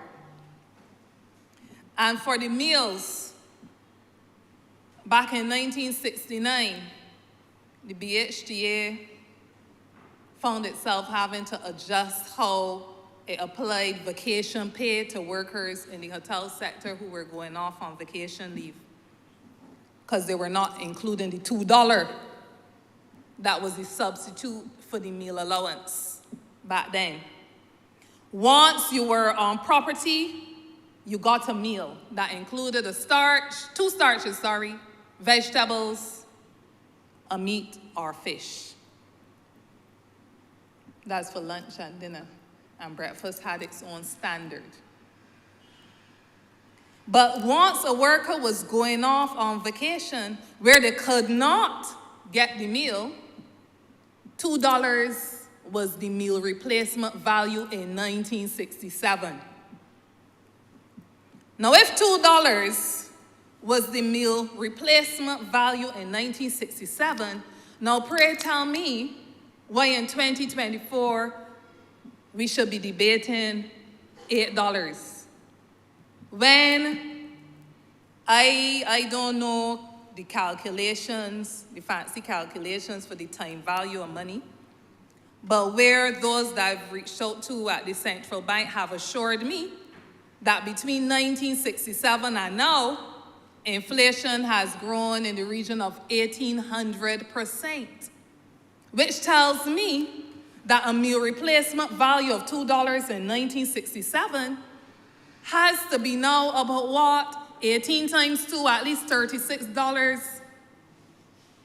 And I understand from those who negotiate for workers in the hotel sector that we stuck at a union insisting that a value has to be at least in the range of $25. And hoteliers saying, well, we could produce the meal at about $10 or $8, so that's what we're willing to pay. That is what we want you to give. We really don't want the meal replacement value. We want the meals, because there was never a value given to meals, because as we heard back in the day, a gentleman's agreement meant that. So when there was agreement on meals, hotels actually provided meals so that the value of a meal only ever came into play when people proceeded on vacation. We want to go back. So if you can produce the meals at $8 and $10, feed the people at $8 and $10 so that the idea of a meal replacement value is not one that has to be on the table. The workers, so where we are debating $8 is because over the years, that was not considered an important part of the negotiation for revision, because you didn't have the issue of people coming into work, and as we heard it during those colloquial meetings, experiencing employers throwing away food rather than giving it to them. We didn't have that experience through the years. And workers, because they were benefiting so well from service charge, didn't squabble over whether when they go home on vacation, they only get $8 for the value of a meal or anything like that. They didn't have to, because gentlemen were party to an agreement, and gentle ladies, I believe, Honourable Member for St. Peter, were party to an agreement which they honored in such a way that people didn't used to sweat the small stuff. But now we got sweat everything. And it would be the desire of many as well, it would seem, to have workers and their representatives fielding grievance after grievance every week.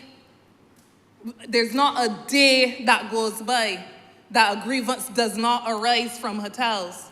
I understand that the Labor Department has at least 200 cases before them for consideration in hotels. So there are people that will prefer for us to be fighting these things on a daily basis, rather than legislating them in a way that the protection is guaranteed. We continue to be confronted by powerful forces who would prefer us, instead of passing this piece of legislation, to rely on the goodwill of those who profit by exploiting workers. Well, that is not the case in every instance. It is where those noises are loudest that we are finding it. And I hasten to say that there is a myth out there that every time a trade union speaks, or when people speak in defense of workers, that you're categorizing every other employer as bad. That is not the case. But where employers are ashamed of some of their own colleagues committing these acts against workers, and where they, through their associations, cannot control them, and where by collective agreement it has become impossible to monitor and deliver for workers in a real-time and tangible way, something else has to be done.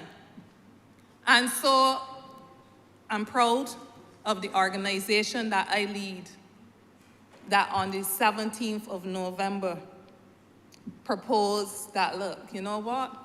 Let's dust off the Labor Convention of 1949 that this country ratified back in 1952, and let us look to the recommendation that accompanied it.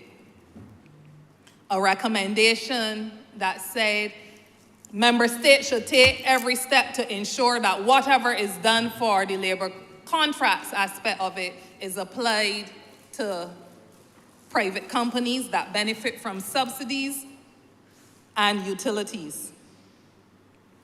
So there are those who prefer us to see us protest and so on, but this labor movement is past that. The workers of this country and their families deserve better. Mr. Speaker, the hotel workers who have rallied throughout the course of the last few months to ensure that we could reach to this day where within their grasp is the restoration of dignity. Within their grasp is the restoration of respect. These are the workers that must be saluted. Mr. Speaker, as we stand on the precipice of change, I invite all Barbadians to envision a future sculpted by the passage of this legislation, a future where the dignity of every worker is not just acknowledged, but enshrined in our law. Mr. Speaker, I imagine in the coming weeks and months of Barbados where every worker from the bustling streets of Christchurch to St. Lucie, passing through St. George, is guaranteed a wage that not only meets their basic needs, but allows them to thrive.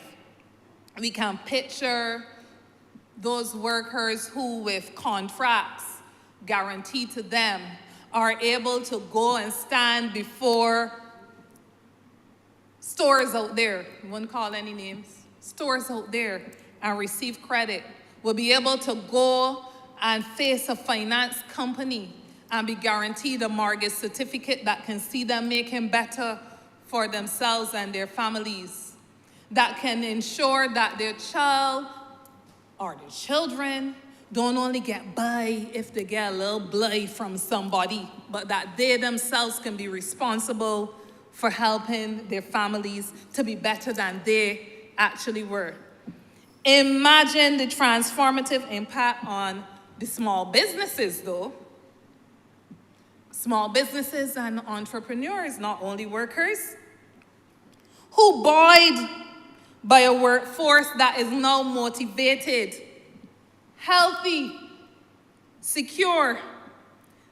That workforce now can drive innovation and competitiveness and deliver on productivity in a way that when repressed and when suppressed by the bondage of exploitation, they cannot.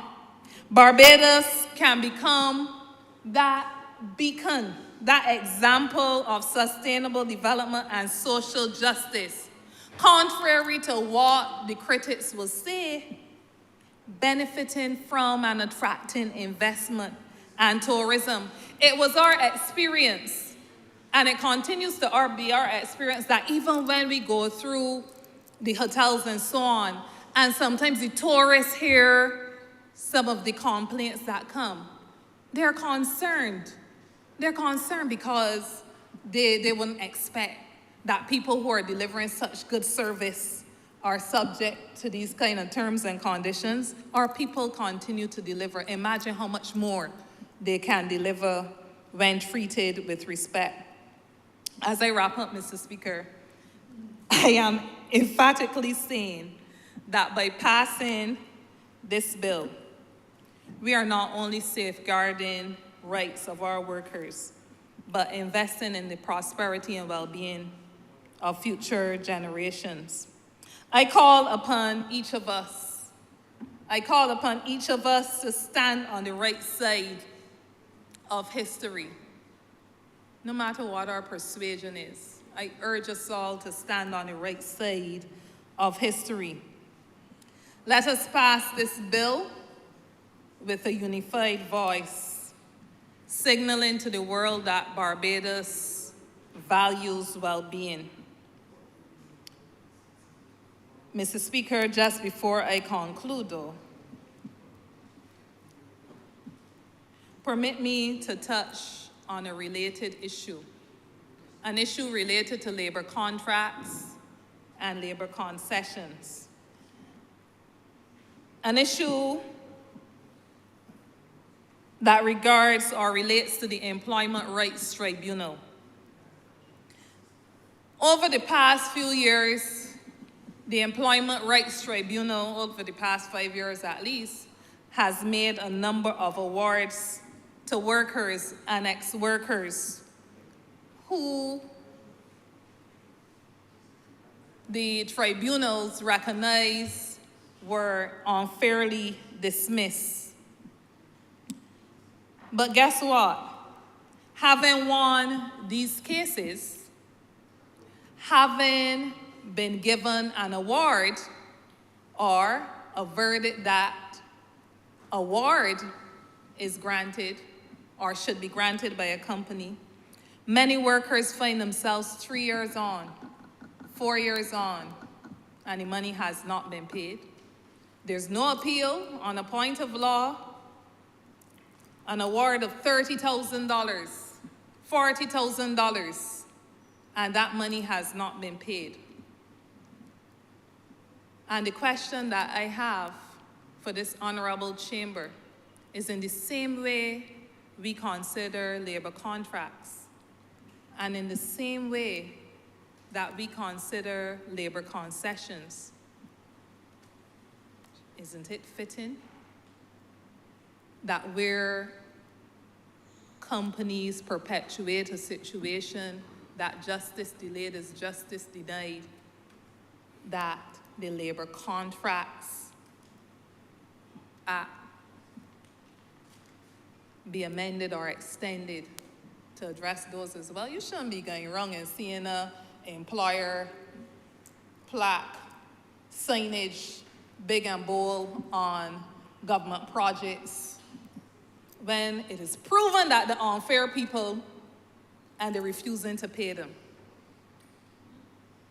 These are the kinds of challenges experienced on the backs of poor people that I have presented myself to be a part of a government and to serve in this honorable chamber to deal with. And we can go through them one by one by one, with the will of the people to allow me to deliver in this regard. So that's the employment rights contract, Mr. Speaker. Notice of this question has been served and will certainly be followed up as it relates to the Employment Rights Act. With these words, Mr. Speaker, I want us to remember this debate. I want us to remember the faces and stories of all those that we have sworn to serve, whether they voted for us or not. Some of them are in the room with us here today. They forcefully wanted to be here today to follow this debate. Our duty is to them. Let us remember that our actions today, the actions that we take in defense of workers, the bigger picture, don't let's focus ourselves too much with some of the issues that will distract. And while I say that, there's another question that really arises. Because if a concession is understood to be given without caveat, in other words, if a concession is a right and not a discretion, then the question would be, if we are to make right on this bill once passed in Parliament, whether or not you rescind all the concessions and grant them back with the caveat, I have not read law. But my understanding is that a concession as a discretion means that there is some proviso or caveat. If you don't do something, something might happen. So I'm really also looking forward to the honorable member in his reply to clarify in my head, if that is not so, then if it could be possible at all, that maybe the concessions could be rescinded, the discretionary concessions, and reissued with the caveat that if you don't do right by workers, that you don't get them, not punitive, because if you don't want them, if you don't want a concession, you don't have to observe the standards. That's the difference between this piece of legislation and a minimum wage, as I said before. But if you want the concessions, and most of the people that complaining clearly want them, otherwise they would have said they don't want them. If you want the concessions, move right. Do right. Do right by the workers of this country. Do right by the workers and their families. Mr. Speaker, I thank you for the time you've allowed me. I'm obliged.